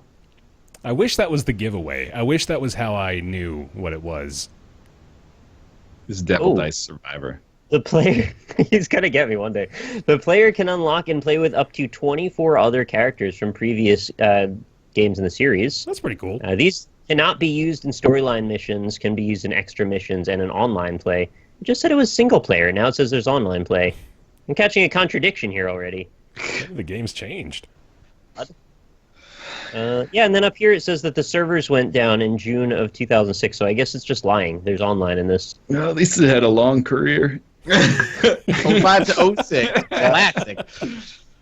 Canceled after The season world 1. has many new technologies and job classes and is less rife with racial tensions between the daimios, intelligent creatures, and humans. You say less Unless you rife play with racial online. tensions. Less than the prior one, than the prior game in the series. Don't worry, we toned down the racism a lot more in the sequel. And it is the 5th and final game of the series. 5th. Wow. So the racial tensions must have been, like, They were astronomical popping from off game early in the 1. series. Yeah. All right, I think I got nothing. you guys are probably done. Yeah, then, yeah? this was a very entertaining one, though. Let me tell you, the Metacritic score was 59 out of 100. That's real bad. Yeah, not so great. That's average. Yeah, that's really not that terrible. That's All like right. Homefront the Revolution territory. Today's game was Ark the Lad, End of Darkness. Ark the I- Lad, I've heard that name. Yeah, I've seen that game. Look I've at that stalked fucking- that game. Like Put Dollar that Store cover Sora closer. or something on the cover there. Is that Ark right there that's screaming at me? Is he the lad? That's Edda. This is probably Ark right Oh, here. This shit, guy. it's It looks that like lad. Bullshit. That's the Slovian Demos. Oh shit, what up? Everybody else there is a human. That potato thing is the Slovian Demos. So there's another one for me. All right, Ark anybody the get it Lad, today? End of Darkness. Let's take a look. Ark the fucking Lad, man. That name is so familiar. Why is that so familiar? Ark the Lad. I've stalked that game more Because times there's than like 5 of them. Twilight of the Uh, Spirits, I guess, is the more popular one. The first one that I see that wasn't cut off, and apologies if you got it before this person, but I see Zadrunas, who nailed it. Well done, Zadrunas. So congrats. Good if job. That was you. Oh, yeah. All Good right. win. GG. Man, next word games. Thanks, man. Ark That is- Herald Lad sing. Glory to the newborn king. Thank you very much for watching this episode of Yo, Roundtable wait, Live. wait, Whoa, what's wait, up? wait. What's up? What's up? Overwatch just came out. Just now? Today. Like, it just out this today? minute. Oh, my God. Supposed to come out Monday at 4 p.m. Pacific Standard Time Eastern. Yo, What the did fuck? Twitch chat beat Overwatch? and it's free for everybody now. Well, all right. Everybody go play Overwatch. Hooray. I won't be here next week. Well, so... Mathis won't be here. Probably Fox, then, I imagine, will be filling in. We'll find a Someone way. in chat. Hold up. Yo, dog. Somebody that beat Dark Souls 3. I have to confirm that. Yeah, it no just- Dark Souls 3 chat without me. I want to be part of that Oh, yeah. conversation. didn't- Oh, you don't get it. If Damn. it didn't come out and we say Overwatch came out, people are gonna be like, "Oh, you yeah, fuckers, that's true. you clickbait shitbirds!" Well, like- It should be easy to figure out, shouldn't it? There's Well, I'm only trying like to 2 more launch days now. until it should be launched. I'm going to say it's please. out. Everybody go play Overwatch. no, don't Really? Bear. Bear, you're hurting yourself here. I know. Can I say, can I thank the patrons while you make sure that the Please information is do. accurate? I don't Sure. think it's out. Thank you very much to our patrons over on patreon.com/roundtable. If you've ever considered supporting the show financially, you can Not do out. so at that website, patreon.com/roundtable. Apparently Overwatch is not out yet. All right, don't go play Overwatch. Play something else. It says play, but That's because you were in the beta. at some Who point, I'm knows? assuming. Thank you very much to our patrons no, this we're not. episode. This isn't done yet. All right, at the It $20 says the level, 23rd at on- the on my $20 level and higher, we have to thank Julian Avelsgaard, Scrody119, Polecat, Greenlight, Mavier, Oren Saltzman, General Crunk, Alexander Spillman, Jonathan Graham, Matt, Grizzlebrit, Myth Scarab, Eric Schooley, Mediocrities, Supermonoman, Smurfette, Logan Ray, Justin, and Positron. Thank you guys very much for your continued support over there on Patreon. I really appreciate it. Please go follow us over on Twitter at RoundtablePC. You can catch the show discussion over on roundtablepodcast.reddit.com. Also, rate the show on iTunes 5 stars. Really appreciate that as well. You can also catch the VOD, if you missed any part of it, on SoundCloud, on iTunes, on YouTube, and here on Twitch, actually. They've updated the Twitch video player, too, so it's considerably better than it used to be. So if you're someone who prefers YouTube, you may want to just watch the Twitch VOD now. Up to you. I don't care. Anyway, Thank you very much for watching this episode of Roundtable Live, and we will see you next week. Goodbye. Bye. Later. You'll be at OmoCon. See you there. Woo!